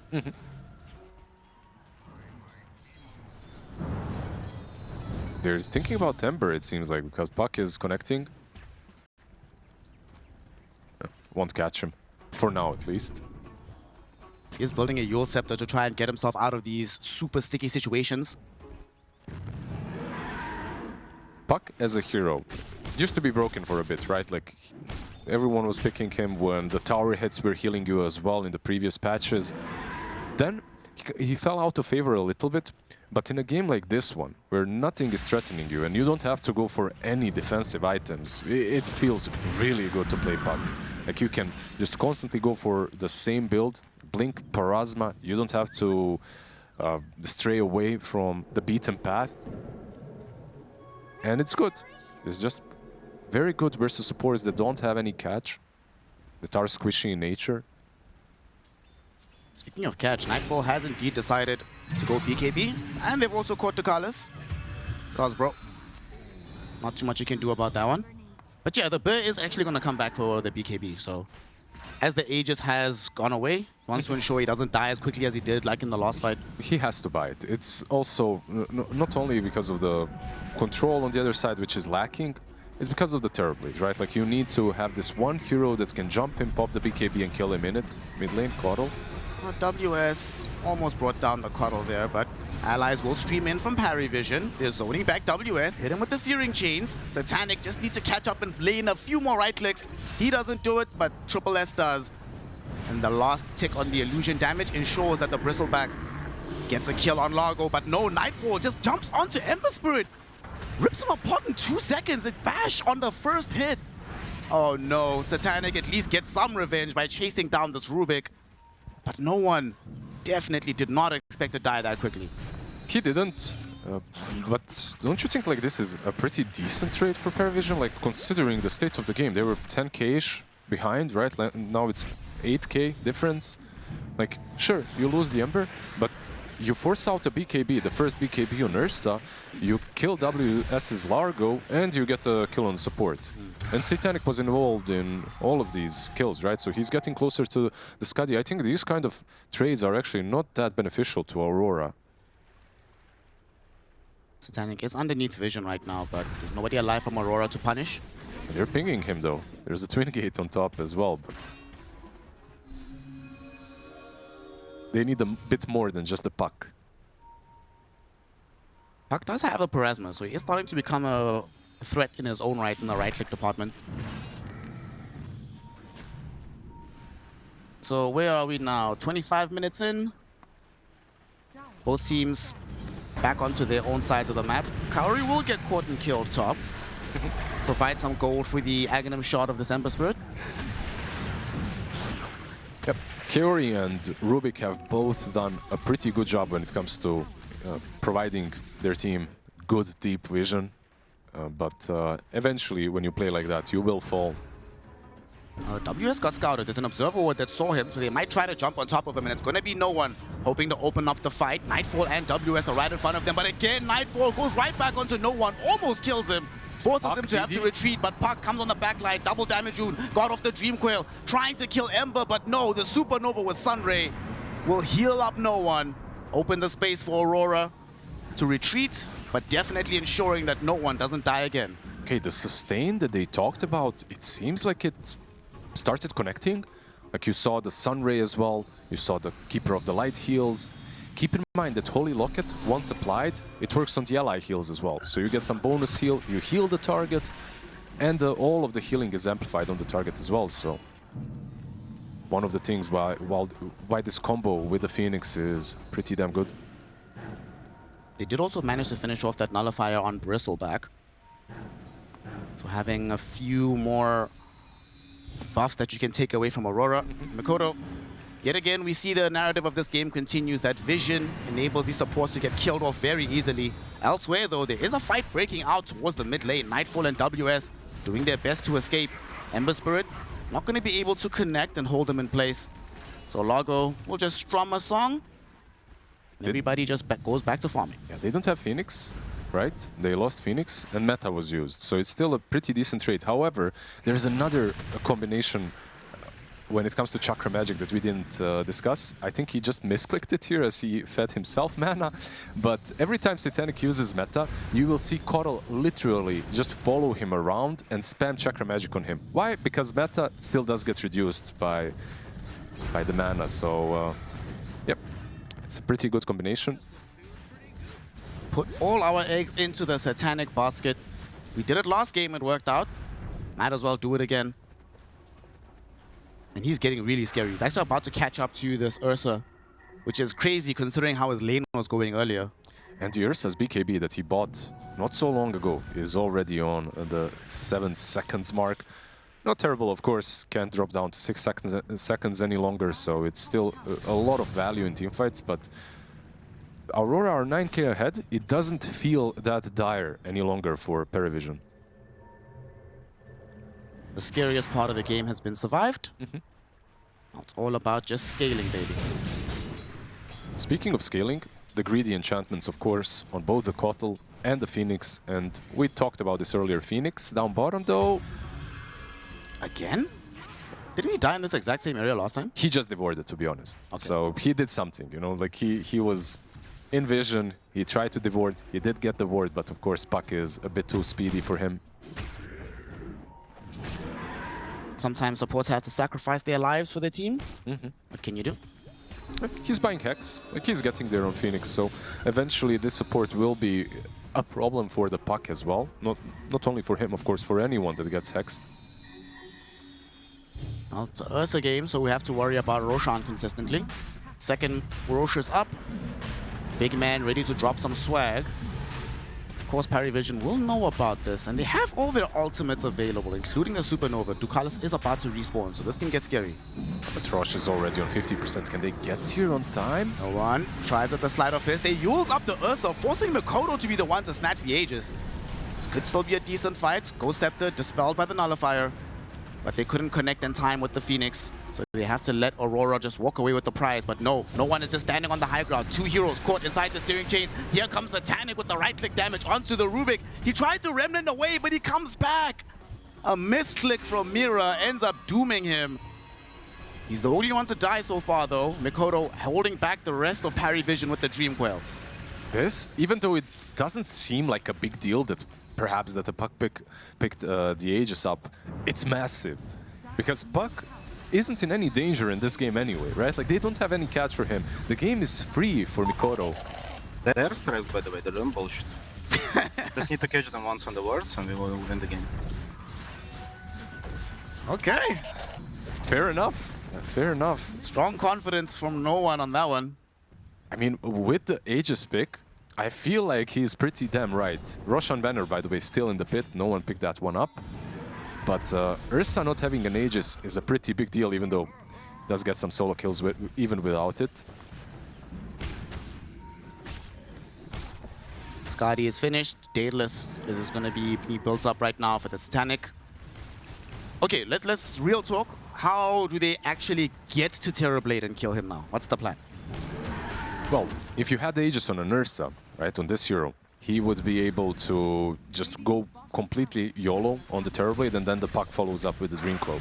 However, without an Aegis on Ursa, I think it's a little bit more difficult to do. Getting to the Terrorblade, who's already with Skadi, sitting behind the teammates, is not going to be... Like, you can still do it, but the problem is, without the secondary life on Ursa, it's almost a guaranteed trade. And even then, what if he sunders at the last second? You die, he doesn't. He's got a Pike as well, for some extra mobility, of course. Largo, mid. Find Largo, use him into the air. Satanic is here too. And, well, I was told this is a tanky hero, but not any longer.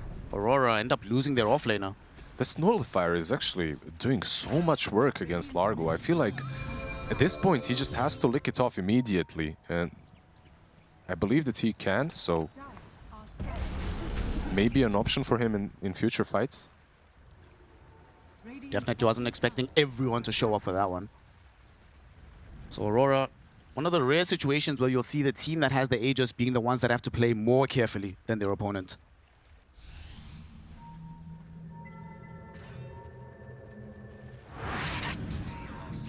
Kaori almost has the Aghanim Scepter on the Warlock. Just needs 300 gold to get there. Did they have some vision down on the Earth side? Feels like they just rotated everyone top lane. Going to go onto Ember Spirits. He has no way out of this one. Dream Coil gets ripped to shreds. Not even a chance to get off that Dual Scepter. Does Nightfall have a bash button on his keyboard or something? It seems that way. Whenever Ursa is playing... Oh, hold that thought, Phoenix. Can Ducalis get out of here? That's going to be forced into the Supernova. I mean, he's tired of dying. He's died 9 times in this game, you know? You can afford him a little bit of grace. Makoto, but still wanted to chase him, but couldn't catch up to him in time. To be fair, he's sitting on 2.8k gold. That's just enough gold to buy a Mystic Staff, so maybe one of the reasons why he's sick and tired of dying is because his economy is quite valuable for PVISION. The moment he gets Hex, this game does change a little bit, because up to this point, they have no real ways of dealing with the puck. The moment the Hex is there on Phoenix, it's pretty good because of multiple reasons. Of course, them having no catch is one of those, but he has built-in mobility. So you can always dive in, catch the puck, and then your teammates can follow through. And it's like you mentioned earlier, Puck has been in a situation where he doesn't have to build defensive items, so he's less likely to build the Linkens, build the Aeon Discs. Just gonna get caught by the Hex when it comes out eventually. Yeah, he's going for a Nullifier next on the puck, so just all in full aggression from the puck. With that death on the Ember Spirit, though, Aurora will feel the freedom to go take the tier 2 tower top. They're still playing the map. They recognize that there is a bit of a timer before the game becomes not necessarily impossible, but like, hey guys, winning is much harder than it should be. So play aggressively while you can, leverage this gold lead. So you believe no one? I believe no one. You believe what he said? Yeah. I mean, I get his point as well, but I don't think this game is that easy for them on the side of PVISION. That is, I think this game is very, very even with a 12k lead on Aurora. They're in a commanding position, and their scaling is also pretty good. Keep in mind, all of these fights that happened without a BKB on Largo, and without his level 18 as well. Now he's got 18, he's got the BKB, it should be flying out very shortly, and on top of that, he's got the Partisan's neutral item. So, like, a lot of damage, a lot of heals that cannot be stopped any longer from Largo will be there. Oh, another pause. The last thing we want is for this game to be decided on the basis of technical issues, so... oh no. Oh no. What did you say the problem was? Sound bug? Sound bag? Something? I wonder what the sound bug actually is. I mean, there's a Phoenix and a Terrorblade in the game. I'm not super shocked. Like, whenever these two heroes are in, maybe it's just Largo. He's constantly playing music. Maybe he just hears constant tips in his ear. It's like, what the hell, man? This is tilting me. What does Gaben think about the chances here? They afford Aurora 68% chance of victory here in the second game. But Terrorblade has now officially become the most farmed hero on the map. He's in the pole position. He's absolutely one of those carries that can take over the game. With the Daedalus now, the next stop for him will be the BKB to make the game a little bit easier for himself too. For some easier access to Sunder if you're silenced by the puck. Should Puck actually build any kind of item to respond to the upcoming Hex? Or Well, just keep playing the way he's been playing? Well, the thing is, he doesn't really know about it. He probably can anticipate that Phoenix eventually will buy it. Like Phoenix or Coddle, both heroes that can get it much better on Phoenix because of the built-in sort of a blink, right? Like you don't have to buy mobility as well, but for now, he's just queuing up a nullifier. Another pause. Uh-oh. Really hope it's not a serious issue here. We've spent a very long time on this side of the map. This Aegis will expire in a minute from this puck. Is there a play that they can make, like trying to anticipate when the Aegis is going to expire? Immediately try to engage afterwards? On PVISION, yeah, I think both teams more or less are happy with their fighting chances right now and can go for a fight. There isn't really anything big that you have to wait for. I guess there is on PVISION. You don't have egg, right? It's still on cooldown. He used it defensively. It's there for 76 seconds, so. Сильный смог, ребят. So looks like we're gonna resume the game. The bug refuses to go away, but our players are soldiers. They're not just gonna let some random bug interrupt this Dota. We're trying to get to $100,000. I remember. Let me remember one of the Wallachia seasons. Wasn't it Wallachia season 5 or 4 where we had a pause for like 2 hours? And wasn't one of these players involved? Maybe on Aurora? The Doom bug? Ah, yeah. Remember that one? I think we waited for quite some time, so I'd be shocked if players played with the bug, but let's see. What was it back then? Like he didn't have buyback, right? Like that was the buyback status was green, but he couldn't actually click it. Yeah. Well, the discussions are being had amongst them to try to decide what to actually do coming forward. Dukalis is in Russian, by the way, writing the same thing. He's like, with buyback, we were sitting here for 2 hours. We're gonna sit around here for 2 hours as well. He remembered. Nightfall. They're waiting for the admins. Oh well, okay. So it looks like we're gonna have a little bit of time, man. Yeah. How's your trip to Romania been? Actually, since we're gonna be here for a while, ladies and gentlemen. Unfortunately, it's not Sunsfine and Cinderin, but we can still chat it up. Yeah, it's been good. I'm casting from a chocolate-infested chair, by the way. Everywhere around me, there's a little bit of some sort of a crumb from Snickers and whatnot, but in general, it's pretty good. Shout out to Sunsfan and Cinderin. Everybody's been eating all the chocolate they want. I lost my sweet tooth like years ago.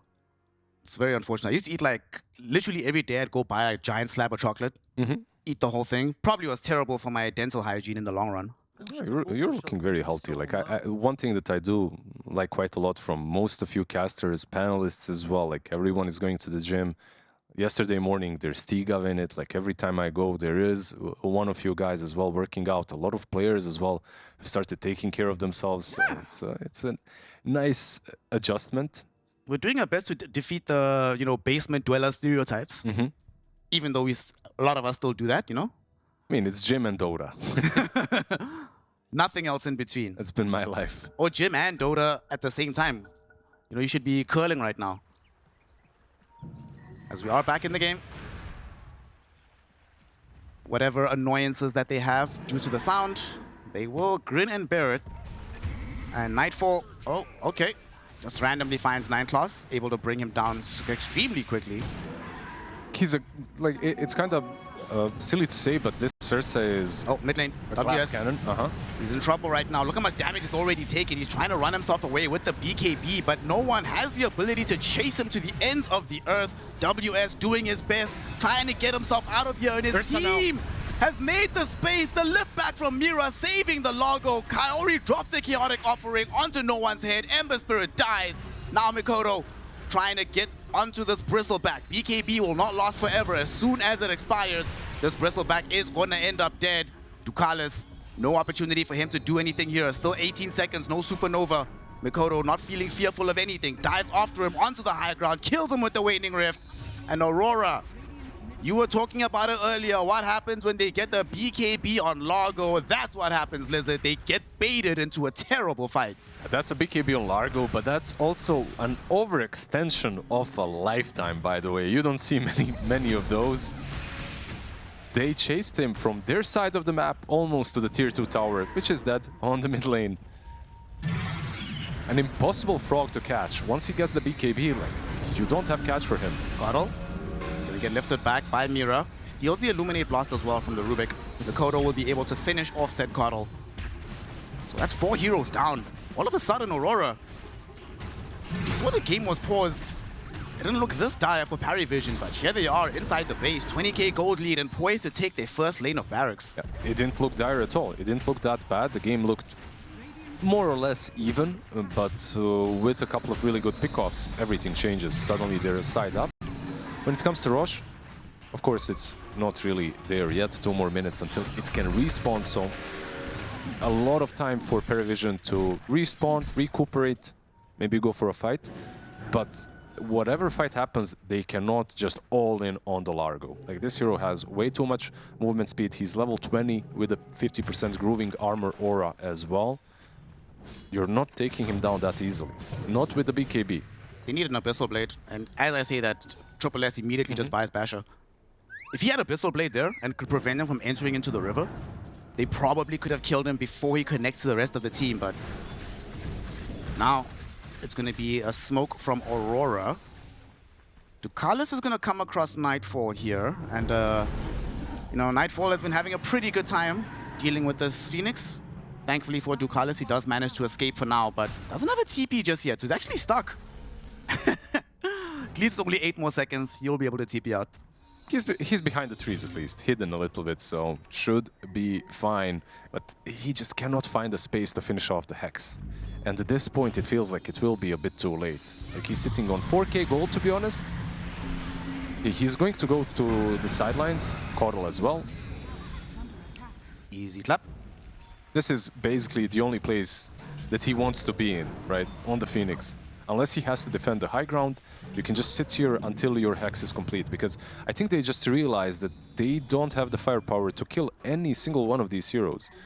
And they knew it. Like, they drafted something without silences, without catch, without stuns. It's all on you, Satanic. The Swift Blink, once it's achieved, has to yield some massive returns for your team. By the way, Rubik stealing Spirit Form is a sight to see. Like, I don't think I've seen this spell stolen in recent time, at least. Miro has been playing really well this game, though. 6-3 and 13 on the Rubik. Has stolen some great spells. It's his lift that saved the Largo earlier on. Yep. He's got the shards, he's got the Force Staff, a lot of mobility, plus Aghanims, by the way, in 400 gold. We've been talking about the greedy enchantment on one side. Look at Warlock, dude. Kaori just...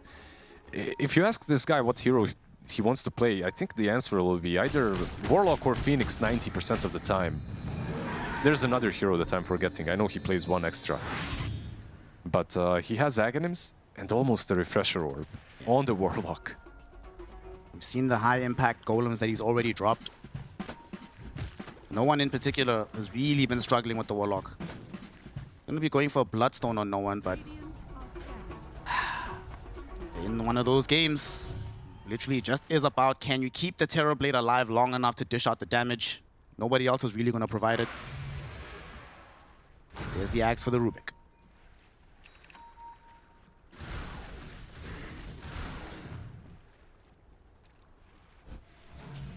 Ducalis is still here. It's like you said, he has nothing else he wants to do except finish off this Hex. Maybe he can take the next wave. Let's see. If he takes the next wave, the problem is then he cannot continue farming here any longer. He almost has it. Just needs the recipe right now. 100 gold, yeah. Well, he gets to go home. Aurora will go for yet another date with Roshan. Poor Roche, man. There's no variety. He's just been hanging out with this bear all the time. This time around, they do get the Aegis onto Ursa. Not going to be the puck carrying it around. There's a shard as well in the pit that they didn't pick up at first. Absolutely useless on Largo. His spells are almost no cooldown. They give it to Warlock for now. They can give it to Puck, perhaps for the double coil. It's also not too bad. He's fully 6-slotted, of course, needs to make a spot for it. Okay, this could be interesting. Jenkins was telling me about some strange interaction where if you get given the refresher shot, it doesn't refresh, it doesn't share a cooldown with your own refresher orb. If you're given. If you're given, if you don't and he pick was it up. given. Yeah. I see. And maybe that's why the Largo picked it up first to give it to him. We'll see if Kaori knows about this interaction. We're still 600 gold away from the full refresher, though. Yep. I mean, there's just a lot of new ways items work, of course, since the last patch. Like, things have been changed, so wouldn't be surprised if there's a bug. But they do have a banner, and it seems like they will be happy to push mid. Double siege wagon here. And here they go. PVISION. A spot in the top 3 requires them to win, and they get the Hex out onto this Ursa. Catchylick will be there, though, from WS. But they don't have the follow-up damage just yet. Nightfall, as he gets lifted back by Mira. Satanic will take out the Roshan's banner. And these constant blasts coming in from the Coddle will push back the creep wave now that the banner is gone. Even with a 25k lead, there are some things that are making this, of course, a pretty difficult affair to push on the high ground. Metamorphosis from the Terrorblade with Blink, Daedalus, Skadi, it's always hard for closing games against him.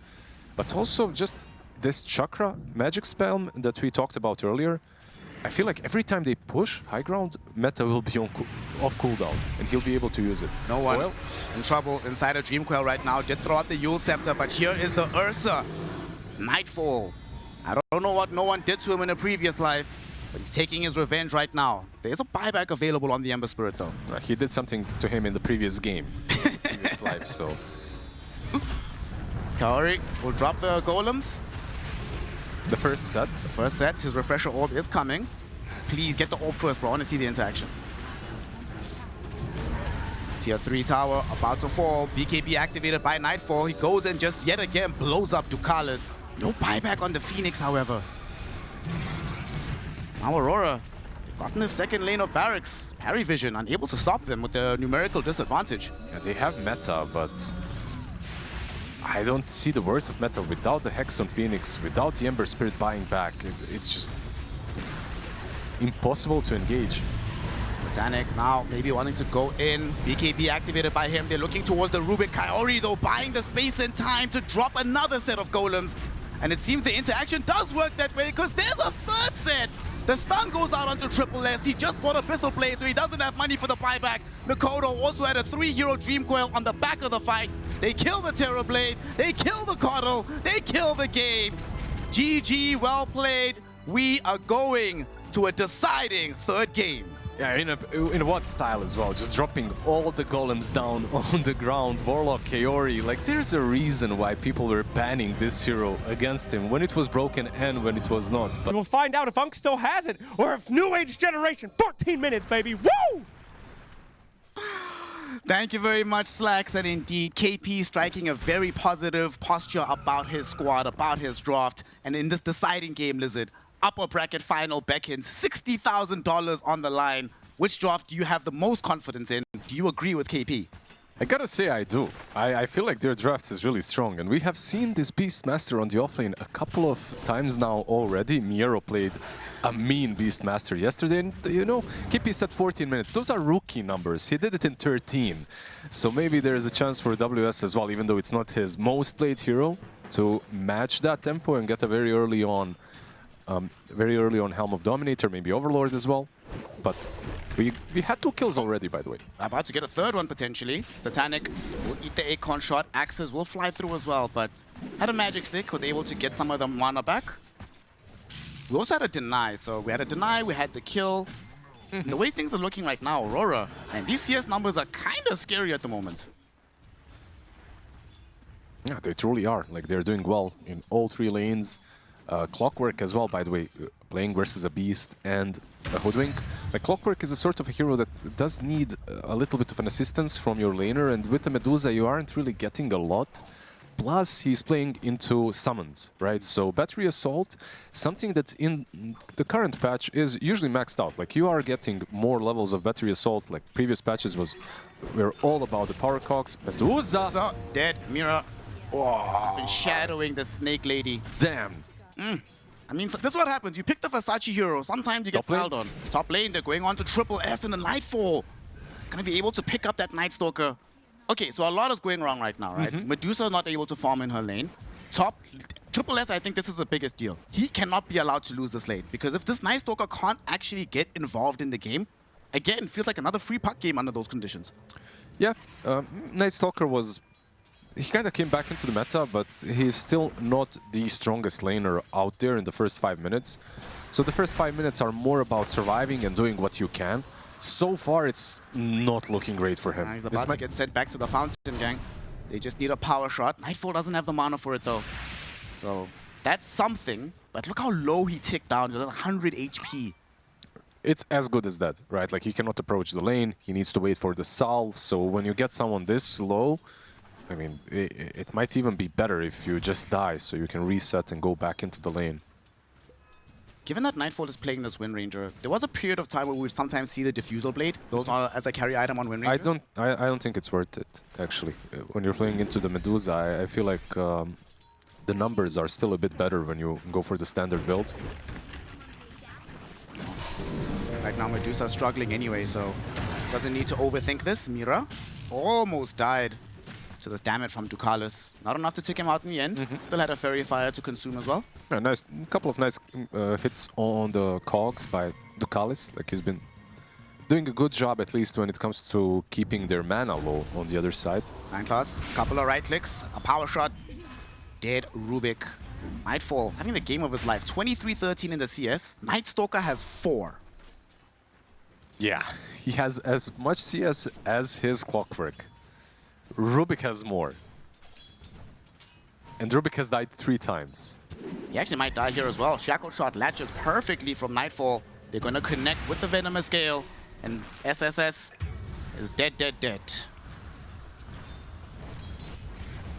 This top lane is a disaster. Like, there is nothing more to it. I feel like at this point, you have to figure out something different. I guess you do have nighttime now, and maybe a rotation from a support can happen to sway the circumstances, but this is the problem when you're playing versus Venom. If you start losing the lane is done. There is no creep skipping. There is nothing like that. You cannot creep skip into one of the longest slows in the game, by the way. Venomous Gale lasts for 15 seconds, so good luck trying to get the creep wave. Bottom lane, they need to get some help into Satanic. His mana has all been burnt away. A couple of more right clicks is all they need, and WS gets another kill on Satanic. I'm not sure they'll be able to chase down Ducalis. They will attempt to do so. Mira has Bushwhack, throws it out, goes in, and through the Twin Gate, here comes Kaori with the Venomous Gale, WS with a double kill. You know what makes this all that much worse, Lizard? You've got a mid-tiny. This guy needs Blink Dagger before we can even think about responding to help the other lanes. I think we witnessed a very similar game where the Tiny went for Echo Saber because they just had no damage. Remember? Like, he needed the Blink, but they had no damage. And he opted to go for Echo Saber. I feel like in this game, he desperately needs to go for the Blink. But I see another issue with their draft. It's the lack of damage before Medusa comes online. Like, who actually makes plays on the side of PVISION?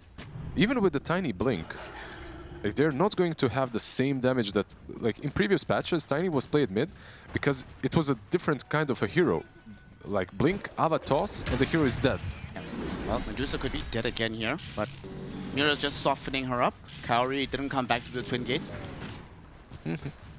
Still though, Helm of Dominator is completed, by the way. I believe it's flying out, the recipe, so that's an additional creep that Beastmaster will be playing with. It felt like a nerf, by the way, when they separated the Raptors from the Razorback. But honestly, it wasn't. Like, this hero feels as strong as ever, played as a carry or as an offlane or even mid. Up a Wild Wing Ripper. They will come through. Kaori came through the gates, but this time around, PVISION are ready for this. 3 heroes will surround the Venomancer. And Satanic, finally, something is going right for the Deucer. It's a pretty good kill. They not only do they kill the Veno, they prevent any sort of aggression once Hoodwink is back down bottom. How are things going in this mid lane? No one. Still needs some boots. Mikoto is level 7, also out farming this Tiny right now. Bottom. Jeez, they're just not letting Satanic breathe. Nightfall has come through the Twin Gate now as well.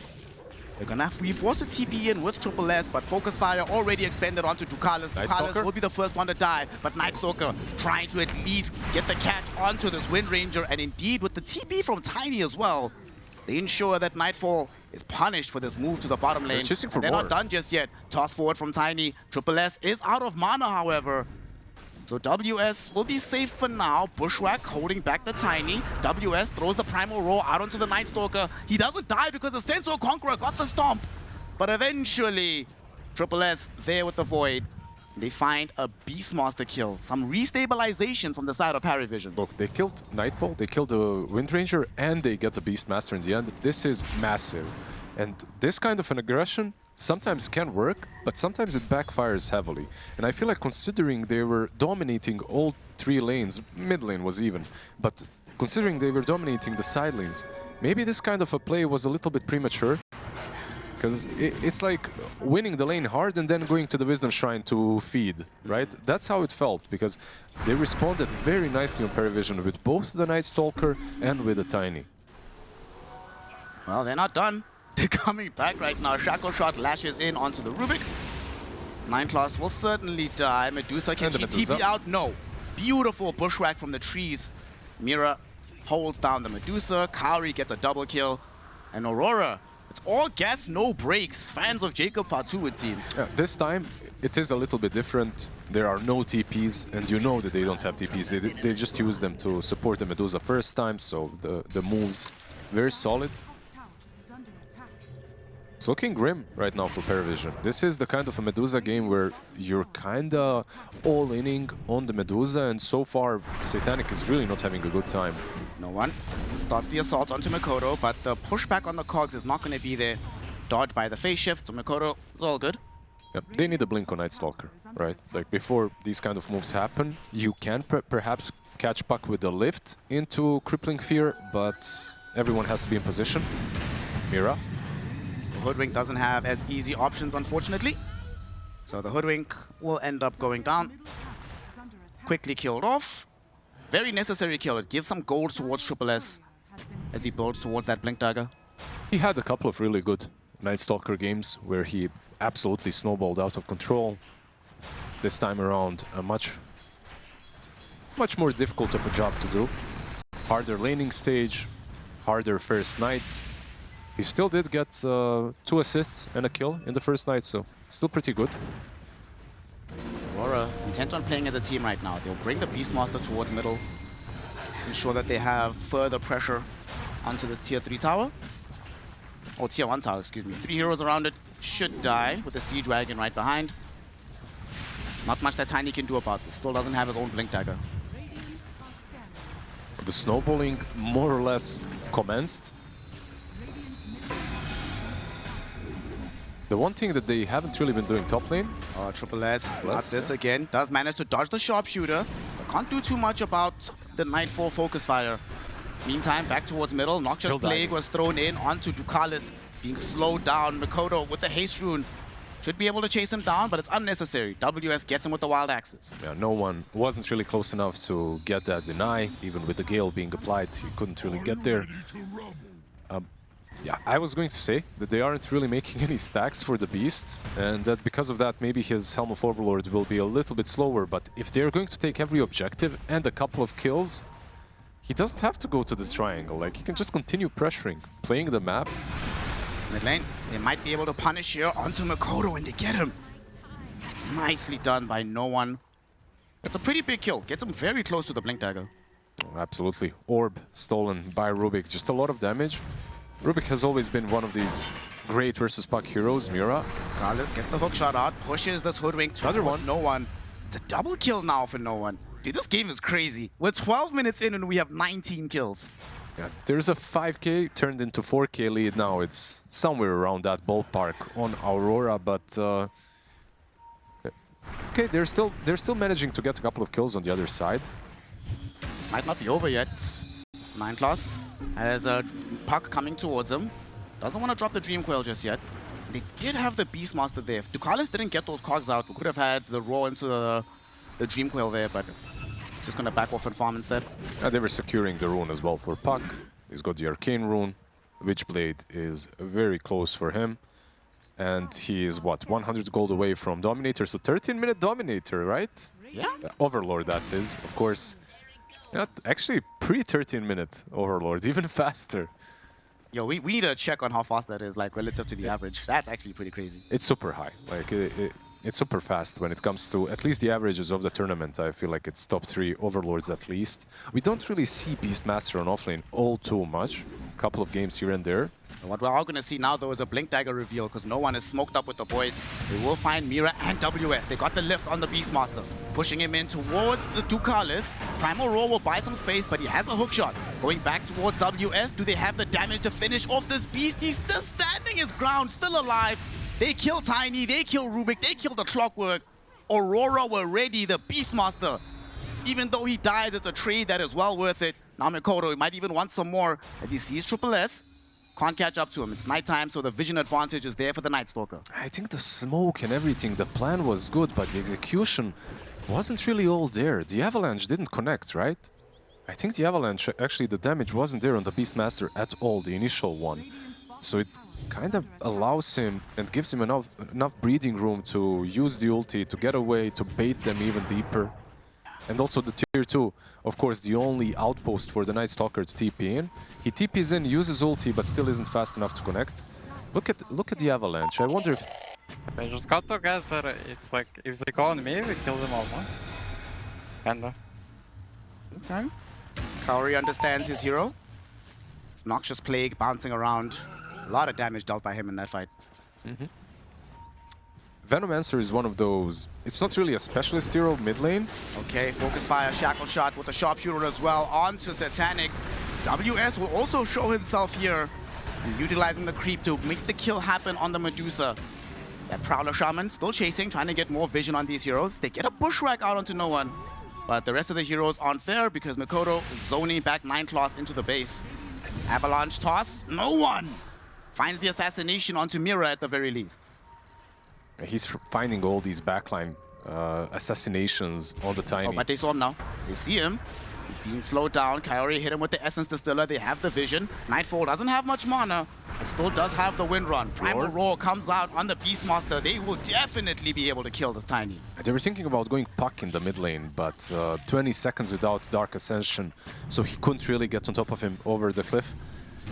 There's a huge difference, by the way, between the nature of the two heroes, Tiny and Puck. Puck has a lot of built-in mobility, and on the other side, not only are you playing Tiny that relies mostly on a blink, you're playing Tiny into a Venomancer, and it is insanely difficult to find the right angle to enter the fight because there's just these serpent wards everywhere.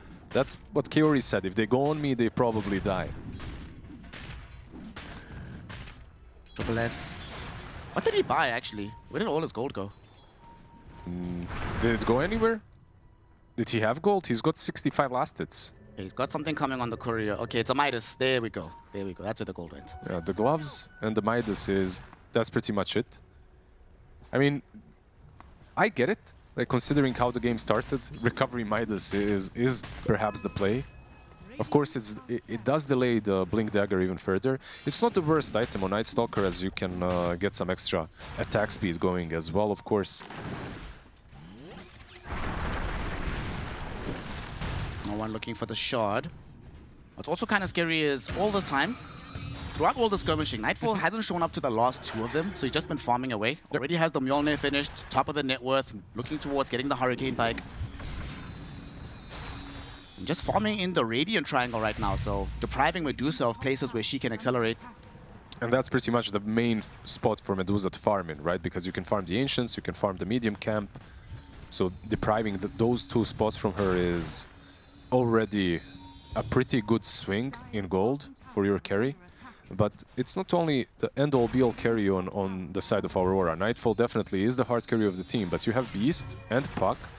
All three cores scale very well in the end game. Smoke up by Parry, but smoke by Aurora as well. So we could have a clash here in this mid lane. 9class is showing first, so he could be the primary target. Will he get out of here? With the bushwhack, oh, he is done.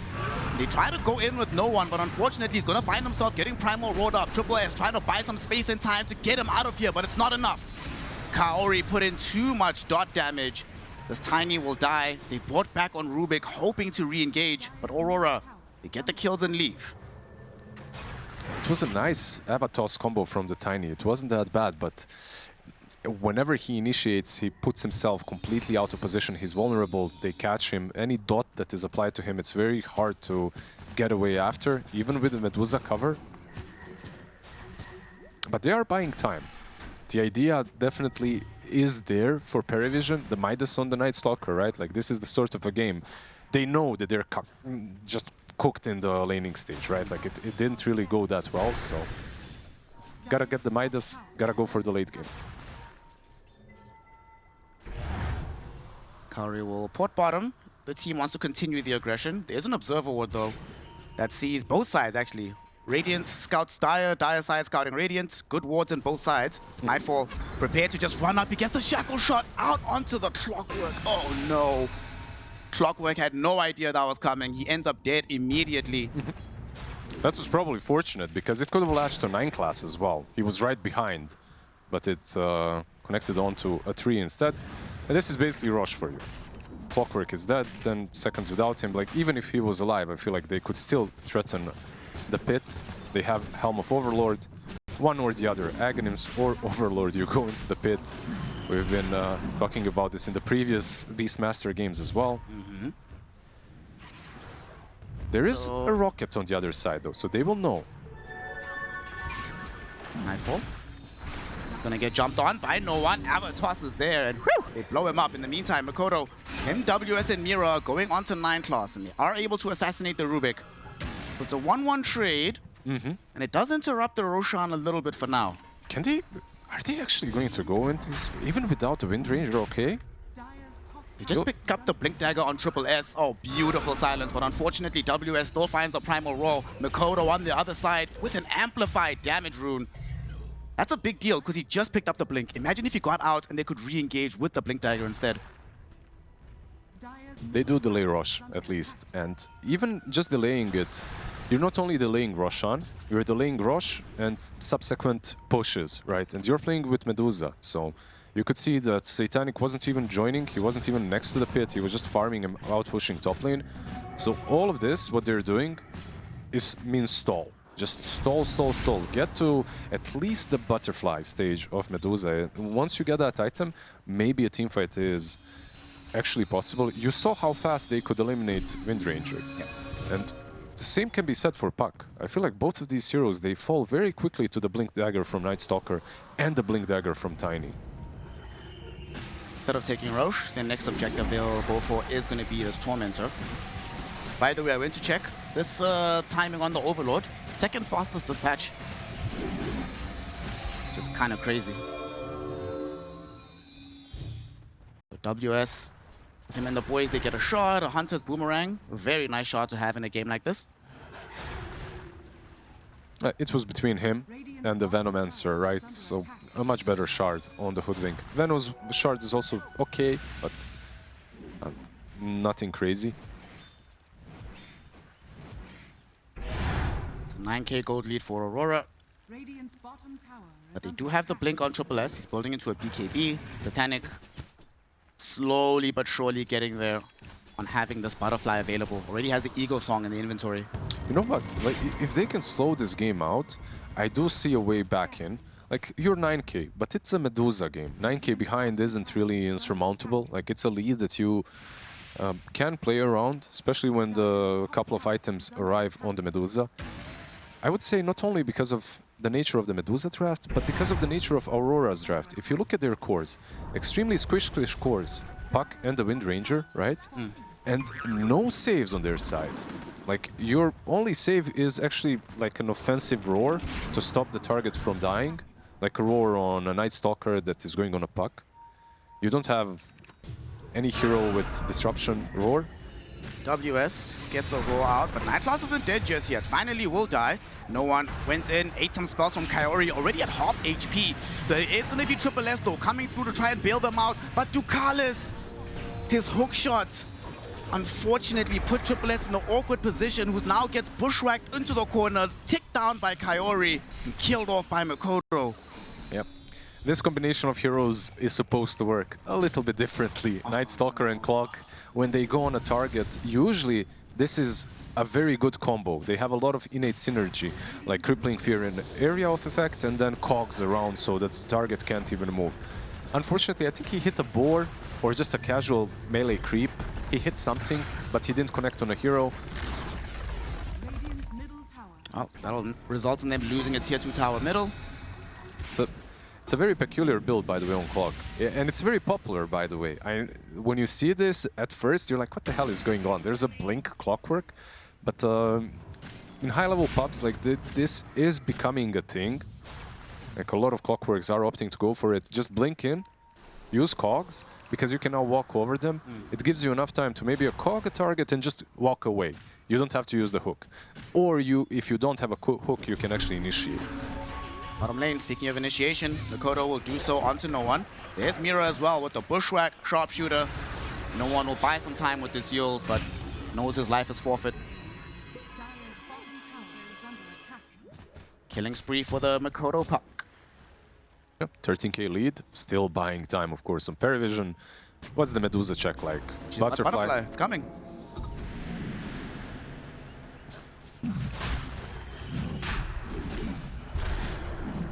First of Aurora just going in for the Roche. Nightfall has a Hurricane Pike. What do you think? BKB first or MKB? On Nightfall, I'd like to see a BKB actually. Maybe he goes for MKB now that he's got Aegis, but I think BKB is quite necessary in this game. MKB versus Medusa is fine, you need it, she's got Butterfly, but you will not be using the MKB if you are dead. And without the BKB, I think he's still a pretty easy target to take down. WS is gonna push the envelope. He does have a BKB on this Beastmaster. Take down the tier 2 tower. So pretty much all the outer towers, a lot of real estate has been taken away from PVISION. We're already in a situation where high ground defense has to start being thought about. Yeah, and you can see the way that they use their vision on Aurora, right? Like there's one ward right next to the tier 3 on bot lane. There's one ward next to their Wisdom Shrine on top lane. So they don't want to leave anything to chance. They don't want to allow anyone to leave the base properly. They are doing that through the mid lane though. And I don't think they were scouted completely. Are able to step outside the base a bit. Triple S utilizing his Midas. Making sure OD Pixel won't be sad about unused Midas. Nightfall. Massive Midas. Triple S barely making it out. He's going to be safe. And they will not find anybody. No one though. He just exits the base but blinks into safety just in time. Yeah, quick blink. They had a ward on the cliff. So the moment smoke broke, he had vision on them as well. Triple S and the gang are thinking about making a move. No one really wants to find a positive angle here. They don't have any BKBs on their side though. Even though Medusa is somewhat ready to fight, no BKB on Night Stalker, no BKB on the Tiny. He isn't even going for one. He's going for a 4-staff next, by the way, so some extra mobility from him. Just wants to dodge Venomous Gale. He's been hit by that spell too many times. He's like, nah, gang, not again. It's a 15k gold lead for Aurora. Still about 3 minutes remaining on this Aegis. They're not intending to play slowly. Oh no, they found Satanic. Satanic needs help. Bushwhack is out. Prime Aurora as well with the focus fire from Nightfall. They take down the Dusa. No buyback available for her. Ducalis will die within his own cogs. And now Triple S stuck on the far side of the fight. He cannot do anything.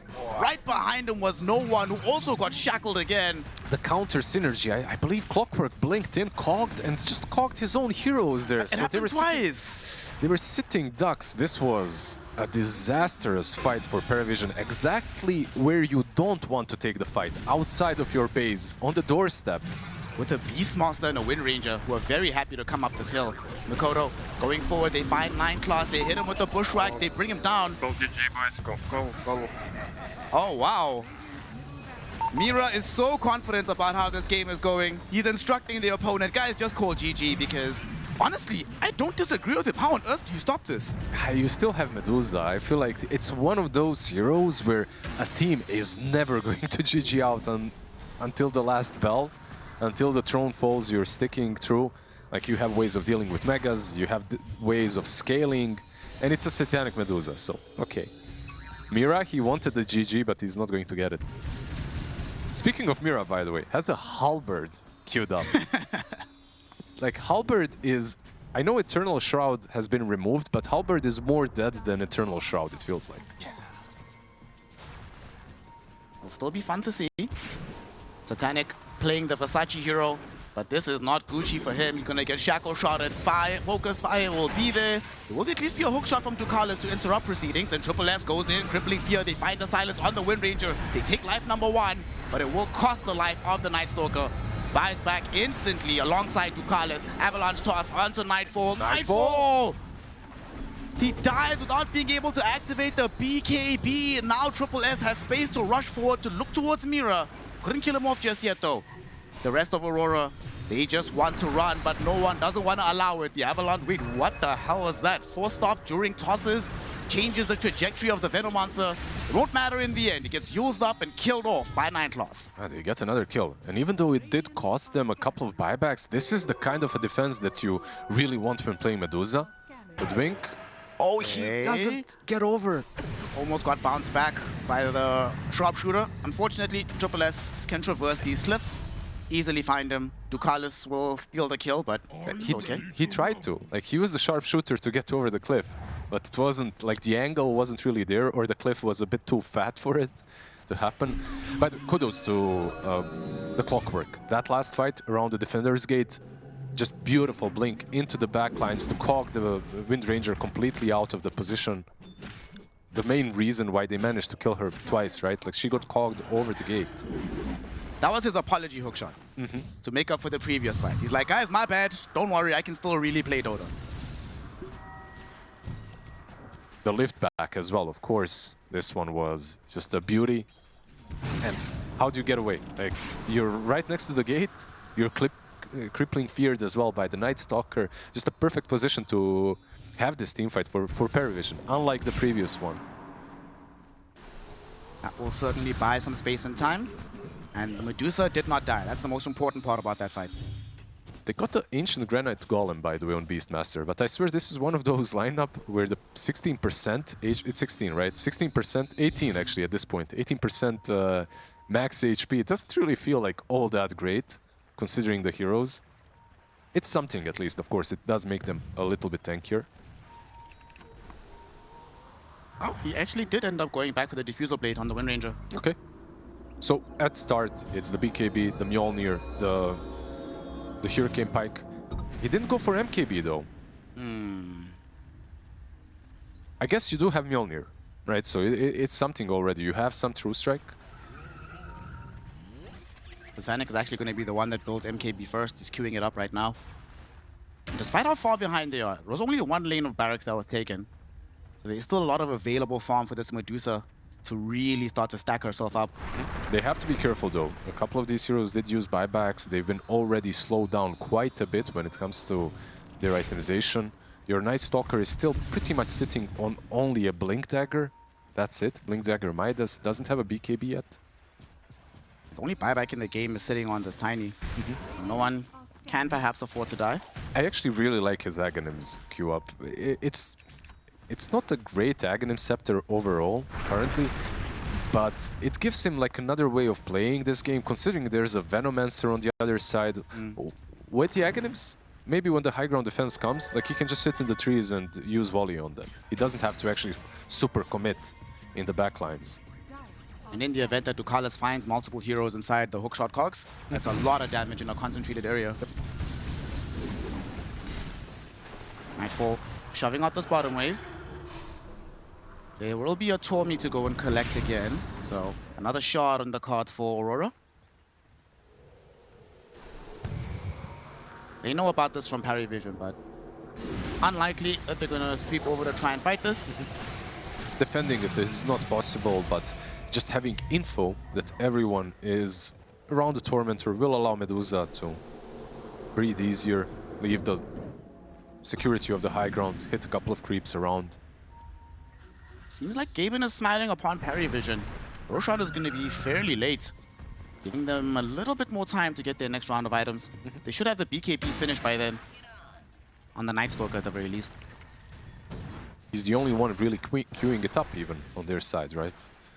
To be fair, BKB for PVISION is a good item, but these heroes don't necessarily, besides the Night Stalker, don't necessarily always want to buy it. Like Tiny, when he's a carry, sure. When he's a mid lane, some games, not always. And there is a roar that you're playing into, so a lot of control even through the BKB. Makoto going for a Hurricane Pike on this puck. So also going to be involved in the right-clicking department. It's been a while since I've seen a puck that didn't have Parasma. So basically this game, he went for a 4-staff a lot earlier, right? And one of the reasons is the Night Stalker, and the whole itemization changes are due to the Night Stalker actually. With a 4-staff, like he can actually push himself out of the Crippling Fear and then instantly phase shift. That buys him enough time, maybe his teammates can save him, maybe there's another 4-staff coming his way afterwards, but it usually doesn't net SSS this insta-kill on the puck. The smoke from PVISION didn't find anybody just yet, but now it's Aurora's turn.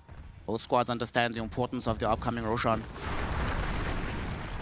who will be the one to make the initiation. They will dangle Satanic out on this high ground here, but he feels really strong. Skadi, Butterfly, Manta, the Chrysalis, also has a Spell Slinger as the neutral item. Very tough customer. Yeah, they tried using the Shackle Shot on her, but didn't really connect from the creep. It didn't latch. Medusa back to #1 in the net worth department. I think if you want to kill Medusa right now, if you're Aurora, you need to find a Rubik. He's their main save, right? Like he bought a very early shard, he's got Aether Lens as well. The range of the lift is actually pretty significant, so if you go in Medusa with a roar or anything, the lift will save it. And you can see he's always sitting right on the edge of the range from the lift. Nothing was found by either of these teams during the smoke, so the stalemate will continue. Roshan up in 15 seconds. But PVISION, they do have multiple tools to be able to scout this out, especially the Rocket Flare, so they will know about this. Aurora will not be able to just quickly cheese the Roche. I think they will fight it, most likely. It is still dangerous, leaving your high ground, but I think at this point they are kind of ready. Aghanims on Tiny, by the way, can be completed if he opts to not have buyback, of course. Did also pick up a Vladimir's offering on this Venom monster. It's a lot of small items coming together for Aurora and big ones as well. I believe MKB on Windranger is done. Roche is being taken. PVISION. You'll hear the roar, but they're not really in position to contest this. They're too far. Oh boy. Oh, they'll be dealing with a Roshan and a Roshan banner. This was obviously a conscious choice, right? Like it's not like they were kind of caught off guard. They knew that Roshan was coming. They opted to farm out top, to pressure the other lanes, and to get some more farm on the Medusa. He's going for an MKB next, so possibly want to finish the MKB before the next high ground push. Windranger is inside their triangle, but not able to catch up. Beastmaster and Puck on here, so the catch is not there. And finally, we do get the Parasma coming out of this Puck, so we'll have the right-click damage as well as the defensive ability from the forced off.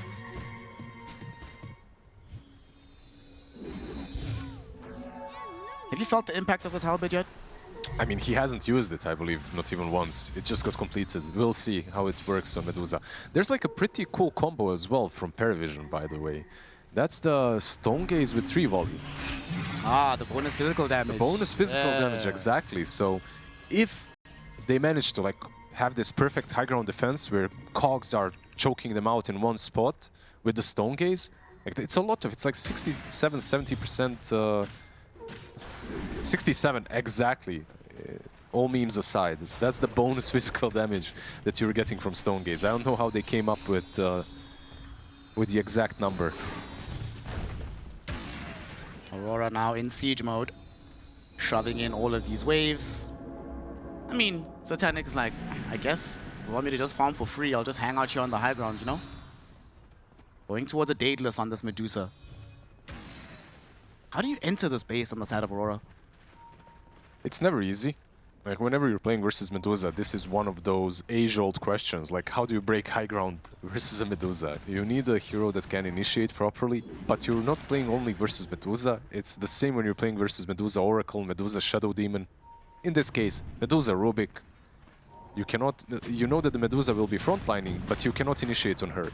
So you have to hope for some sort of a pick-off first. At least they have the banner, so maybe they can play around that. You know, I'm looking at this Night Stalker who's bottom of the core net worth, even below the Hoodwink. Imagine if he didn't buy Midas this game, how far behind he'd be. Oh, this would be a very, very sad game for him. This Midas was actually a very smart option. You could argue maybe he wouldn't be here if he didn't buy Midas. Maybe it would be a better position for him, but the way the lane started, this needed to be done. WS has a small army waiting around bottom. And they have equipped him with the banner, so we'll see if they decide to actually mount this push. No siege wagons in tow, unfortunately. He has it in the inventory, so he's basically signaling that the push is about to start. You do need to be careful about Triple S. He does not have a BKB, so he can get to the backlines. Crucially, can maybe prevent Kaori from casting all of these really obnoxious spells. Okay, Satanic got pushed forward a little bit there, but clears out the wave. Oh, tossed back onto this Night Blues Wind Ranger. She's just dying so quickly. Look at the Medusa go! Satanic ripping through Nightfall. They get the first kill, even through the tree volley after her. Primal Roar is going to be there on Satanic, but immediately lifted back and saved. Nightfall at least get the focus fire out to bring down Triple S, but he needs to retreat from this fight. Makoto caught inside the Avalanche Toss combination. Buyback. Stay alive for now. Triple S brought back. Has already used BKB and Darkness, however. With this buyback, I think they're ready to retreat. Like, they don't have Aegis on the Wind Ranger any longer. Yeah, they're just falling back. They can continue playing the map, perhaps wait for the next salvo of spells, wait for the BKBs to be up on Aurora, but that was it. They managed, like, in the end, the trade from Aurora was good, even though it looked very, very scary at the beginning, right? Like, the toss back on the Wind Ranger was perfect, instantly blinked with the cogs were in the right spot. Unfortunately, they lose the Night Stalker, and that makes this whole push kind of worth it for Aurora. Yeah, 7 minutes where you can achieve a dieback from him. Although on the other side, Medusa did fight that without the Daedalus being available. The next time they try that, she'll actually be dealing somehow more damage than then. Yeah, Nightfall was just dropping so quickly. Shout out Kaori for buying that Vlad's. Made sure that he could survive the second life after he got off the focus fire. Now Nightfall does have a Disperser available. This kind of a game right now is more about patience and discipline than anything else. Like, getting greedy and going for a big win usually does not work out. We've all been there in this same scenario versus a Medusa on the high ground. You have to poke, get the support, maybe an offlaner, force a buyback and fall back. That's the best that you can do. Even with the 26k lead, it is very difficult to just super commit on the high ground and go all in. So far from Aurora, I'm seeing exactly that. They're completing some items, Disperser is up on Wind Ranger. Next Rosh could also be on their mind. That's made today such a strange day of Dota. In multiple games, in this series and the prior series with Team Falcons, we saw massive gold leads, but the game still feels relatively even. What the hell is going on with this? It's just like some of these teams, with the nature of their heroes, they're able to hold. Of course, in the Falcon series, it was a little bit different. They had like a Monkey King. Monkey King, not really the same level of Medusa when it comes to defending high ground. So I would argue maybe this one is even more difficult to end. Medusa has the Daedalus now. he did buy out completely for this, so there's no buyback for Satanic. He doesn't... I feel like he doesn't even have to save the buyback. As long as he's not caught outside of the base, killing him inside is so hard next to the Rubik. Like, we've talked about the shard, but I feel like it's not given enough... it's not given enough space. It needs to be talked about even more. This shard on Rubik is a very, very cheap save. Like 1400 gold for a very long distance reposition. All he needs now is a forced off as well, just to double down. By the way, did Mira use Halberd that last fight? I actually didn't see it. I don't think so. Like, the halberd range is pretty solid. But I know it suffered some changes, the item itself. It's a different build-up as well. You can't disassemble it anymore. But you can still dispel it, right? And that's one of the reasons why halberd just completely fell off the roof. Like, this item is never picked up. When's the last time you saw halberd? I'd be lying to you if I said I remember. It's been that long. In fact, I'd be lying to you if I told you this morning I knew halberd was still in the game. Fair enough. Yeah, it's in that kind of a spot. Like, there aren't many items currently that are just completely forgotten. I feel like halberd is probably... Even Heart of Tarask is being bought every now and then. I'm actually looking through the item list to see what's even more forgotten than halberd. Yeah, it seems to be pretty much it. Do you see some tips going to... What are the tips for? I'm going through the item list. I'm trying to find an item that is less bought and less common. But yeah, there isn't anything. Do have the shard going the way of Nightfall. Tormentor being taken, so now we have access to the Gale Force from this Wind Ranger.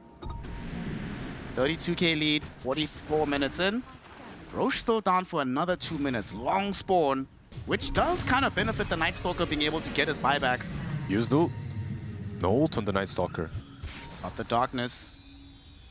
But they don't follow him. They're going to smoke up immediately on the side of PVISION. I don't know if they want to just smoke to retreat or try play offensively. There's the Sadly, dragon. they have to go bottom to deal with this Black Dragon. Too much damage. Tier 3 tower actually gets taken by WS. Nice little rat play by WS. They weren't able to pressure on their own, so at least this way is possible. Why is there a random blood grenade on the ground? I don't know. Like, someone just dropped it. Multiple BKBs have emerged in the last couple of minutes. We got one on the puck, and we got one on the Tiny now as well. So Tiny actually didn't complete the Daedalus. Like, I was looking at the small crit. Like, he had queued up the Daedalus. He still has it queued up, but okay. Opts to go for a BKB instead. This makes me feel like they are willing to actually leave the comfort of their base. Getting a couple of extra defensive items might allow them to do so. Roche is up in about 40 seconds. I mean, Medusa's pretty much capped out now, right? She can replace the boots, I suppose, but you can't stay in the base forever. At some point, you do have to play the map. I would argue you can stay for as long as you want to. First BKB usage of no one will protect him from the Dream Coil of Makoto. Did get the 25 talent, so it's not the cost iron guarantee of staying alive that it used to be, having that BKB. Nightfall has Satanic now, so he's also... The carries are capped out. They're like, as farmed as they're realistically going to get. There's a couple of Aghanim Scepters, maybe shards that they can still go for, but more or less, yes, there is very little room to improve. Aurora will exploit the lack of BKB on no one to go straight into the Roshan pit, pick up the Aegis, and all the goodies that come along with it. Yep, so we're basically back to the same state we were in 10 minutes ago when they were pushing the high ground on the bot lane. Pretty much the idea is the same. Put the banner down and try to execute this fight properly. I feel that for Aurora to have a successful fight, you need to find Rubik. He does have buyback. 200 gold is surplus. So even if he does die, they can still manage to save the Medusa after with his buyback. He also bought Blink Dagger, so he can sit even further back in order to wait and ensure that the Medusa survives. Makoto will just go scout some vision on the high ground. Creating space for Nightfall to try and go in, but Nightfall gets tossed back. Unfortunately, the Primal Roar goes out onto the Medusa. They can't kill Nightfall just yet. Gale Force used to push these heroes back as Aurora just try to escape the base. The creep army is managing to take down the buildings. The melee racks will drop. So they don't get any kills here, but they do get what they came for. That was really difficult, but it was successful in the end. They do take down the side. Of course, when it comes to resources, Nightfall doesn't have to go base. He's got Satanic to work with, so he'll heal back up in a second. Range racks left remaining on the bot lane. They were looking for somebody outside the map with the Night Stalker and the Tiny. Sadly, they can't find them. But we're going to go for the wraparound play here. Nightfall, he's going to show middle. Do they jump and they go? Avalanche toss with the tree volley. Do they have the damage to kill him? No, not just yet. Nightfall able to get away from this one. Ducalis with the hook shot though, goes back towards Mira. Mira's forced to scurry away through the trees. Nightfall with the BKB rushing forward. They get the Primal Roar out, but Satanic is still standing strong. Triple S will be the one that dies with the illusions and the right-click damage. Able to rip through Kaori and take the first life from Nightfall. Nightfall going to get pushed back with the power cogs. He's already used BKB. He doesn't have it available again. They'll steal away the Shackle shot. He jumps forward with 9 class. Shackle onto the Wind Ranger. There's going to be a Hex though. Medusa being prevented from throwing in the right-click damage. She can't get to Nightfall. Nightfall turns and rips through Ducalis. There's going to be multiple heroes caught in the Dream Coil now. Can they get out of here? Makoto just happy to have stalled out no one. They buy back on 9 class. All they've lost is Kaori throughout this entire endeavor. It looked much scarier for Aurora, right? Like with the Medusa and the amount of damage and the fact that Wind Ranger actually didn't have a BKB after resurrecting. I thought that was a sure kill, but they did a pretty good job at just controlling everyone else on the other cores, like the Puck and the Beastmasters. Clockwork, of course, was just immediately deleted from the game, and he's bringing the most control for PVISION at this point. So, yeah, sure, they get the Aegis and they get a kill, but it was a huge investment from PVISION. Buyback on Triple S, on 9 class, on Ducalis. Mira did use Halberd in that fight. He did, instantly, and I believe it instantly got Manta'd, by the way. But he used it. He used it. It's something. You know, every little bit helps. Like, he's got Halberd, then after he can use the Hex as well. The range is pretty significant on both Titans, so he can actually use it to own the Medusa. Usually that's a death sentence. Like if you get in the range as a support at this point, is Rapier up, by the way, or he opted not to go for a Rapier on Medusa, okay? Went Disperser, so now has multiple ways to get rid of that Halberd. Buybacks not available for anybody except Tiny and the Medusa. Almost everyone on Aurora does have theirs available. And Kaori will pick up his buyback after finishing off this Ancient Camp. Aghanim Scepter on the Venomancer as well is pretty peculiar. Gale Force, Hex on the high ground, looking towards Tiny. No follow-up though from the rest of Aurora. Damn. Sharpshooter.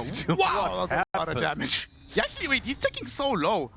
He ate the Noxious Plague, nearly killed him. Thank God Mira was there, but Nightfall, look at the damage he's taking from this Medusa. Medusa does get disarmed. They need someone to chase forward. No one goes through. Avalanche, they can bring down Nightfall, and they do. Satanic getting the right clicks out of him, but now they've got the Hex back onto the Medusa. Stolen Primal Roar goes into WS as Satanic trying to buy space right now, popping the Stone Gaze. Makoto doesn't care though. BKB activated, jumps to the backline of the fight, kills Ducalis. The shackles are out from Satanic, but 9 class trying to lift him back and keep him alive. 9 class though, he can't do it again because Satanic is losing all of his mana, losing his life. The Medusa finally falls. Buyback is there for her. So both carry players have bought back. Both of them only have 1 life to play with. A super heavy commitment from both sides, right? Like you said, Wind Ranger on one, Medusa on the other. That lift was almost perfect to save Satanic, but it didn't push him over the Gale Force. You saw that. He was just on the edge of the Gale Force, and because of that, he couldn't reach the high ground. Gets bushwhacked and taken down. sometimes it's just like it takes so little to save your core. Gale Force was used again. Dusa still standing her ground. Ducalis is coming back. It will be a 5v5 affair again. And Aurora don't actually want to take a fair fight, so they start backing up. Yeah, I think this is extremely dangerous without a BKB on Windranger, without the buyback and BKB pushing onto the high ground. You saw how quickly they could eliminate the Windranger. I feel like at this point, even through her BKB with the amount of physical damage that they've got, they can do it. Just got an Aghanim Scepter on Beastmaster now, so trying to make sure they have that little bit of extra oomph in the middle of the fight. He's got everything. There's very little that he can purchase now to improve his build. Maybe an upgraded Blink Dagger, and that's about it. Aghanim Scepter, by the way, queued up by Nightfall. Usually he buys this item a little bit earlier, but actually, does he buy it or Mickey? Mickey buys it, right? Nightfall does. Mickey buys it, yeah. Nightfall skips it. Yeah. Okay, we are 53 minutes in. It's a 48k lead. Game is still even. With 50,000 gold involved. Well, not even, but it's closer than it should be. Sort of even, yeah. Much closer than it should be. Wouldn't call it necessarily even. This is an even game for a Medusa, right? Like or an expected game. There's only two outcomes with the Medusa. The first one is you're winning your lanes, taking first rush, and finishing the game 25 minutes in with the first item. Like you get Butterfly Manta and the game is over. And this is the second scenario, where you do badly in the lanes, but you still cannot lose because you're one of the sickest carries in the game when it comes to defending the high ground. She brought out a BKB as well, so we have 9-second BKB for the next fight for Satanic. They have 35, right? Actually, wait, 20% magic resist reduction from Aghanim Scepter on Venomancer. Then you get 25%, no, it used to be 25%, now it's 20% increased spell amp from Hoodwink Shard. That's what happened to the Tiny earlier, by the way. And it can happen to any of these heroes. Just the two supports on Aurora are all into damage. On the other side, the contrast is they're all in area control and saves. And right now, like, it kind of works for both teams. It does come down to execution. Can we actually get the damage numbers? I want to see what it looks like across this game. I want to see the Medusa's numbers. Okay. A lot on the Venos. It's not as much as I thought it would be, honestly. No, it's evenly split. Roar. Ducalis getting caught with the roll. Shot through with the sharpshooter. No buyback. They're TPing in. They're actually just going to TP in onto the outpost. They want to exploit this timing. Satanic trying to get away. Satanic's been scouted. Can they catch up to him? He doesn't have his BKB in his inventory. He does get lifted back. Unfortunately, he does get to the defender's gate before the rest of Aurora alive, so they won't be able to utilize that Dream Coil. Mikoto, though, still wants to do something. Gets Primal Roared for his efforts. Stolen by 9 Claws. They're still too passive. When it comes to high ground push, they understand that maybe there's no buyback, maybe there is a buyback, but in any case, pressuring the high ground is so difficult, even with a hero down. They have cheese, but once again, the storyline, the script is the same. Wait for the next stages, wait for the next banner. The thing is, we might be here for a while. It's not only about the banner. Like, you take the banner, and it should assure that you take the Raxes, right? Like, you'll get Mega Creeps. But it's Medusa. Like, they will defend Megas. Yeah, You have to take down the heroes as well. Just picked up an Octarine core on Mira. Dude, Aurora is so rich right now. Like, just look at the inventories. Ags, Vlad, Solar Crest, forced off on Veno. Octarine, Hex, Aether Lens, Halberd on a Hoodwink. All the cores completely maxed out. Hot damn. Now they have an Aegis as well to play with. Meantime, poor old Triple S still stuck in poverty. No, he has, struggling, bro. Has the Midas. Actually, he could buy out and get himself the Nullifier as well, if he wanted to, but... he's not buying Nullifier. Guess what he's buying? I see it. I see it.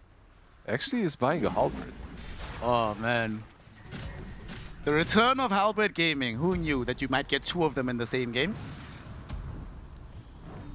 Look what he has to do with this courier, though. His own outpost is unsafe, so he's sending it to the other side of the map. But Mira found it! Mira got the courier! No halberd for you, buddy. They are getting a Hex on the other side, so it's something. Whose Hex is that, by the way? Who's buying it? One of the supports or?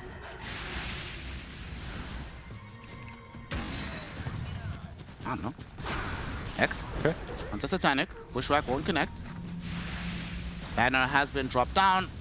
And now Primal Roar, WS wants to go straight towards the Medusa, and with the focus fire of Nightfall and the Shackle Shot, they might have her. Wind Waker, though, will save her for the time being. She gets back, she's trying to survive, she pops the Stone Gaze. Do they have enough to kill her? Not just yet, she'll make it to the fountain. So she will heal up. Aurora couldn't get the kill onto her. Ducalis sacrificed himself, but will gladly buy back. So now they want to re-engage. That looked like a Lotus fed to her, right? At the last second underneath the fountain. Yeah, like a Great Lotus or something. There's Ducalis. Beautiful hook shot directly onto Kaori. Venomancer's down. Gonna be forced to buy back. Ducalis, though, will die back for this. Satanic just trying to clean up this Roshan's banner. He'll do so. Roar. They still get megaed. The Roar went out onto the Medusa. There's the focus fire. They want to get the damage out on top of her, but it's not enough just yet. Satanic still able to get back. They lose Rubik and they lose the Night Stalker. Both of them have to buy back. This BKB protecting Satanic a little while longer. Nineclaw, beautiful lift into the fountain, allowing Satanic to stay alive. Healing up right now. Mikoto is going to be able to finish off no one, and that is a dieback on the Tiny. GG is called. Satanic doesn't die, but the base is destroyed. Aurora are into the upper bracket final. I was wrong when I said they had to kill all the heroes. They didn't have to kill all of them, just most of them, and force the Medusa into the fountain to finally manage to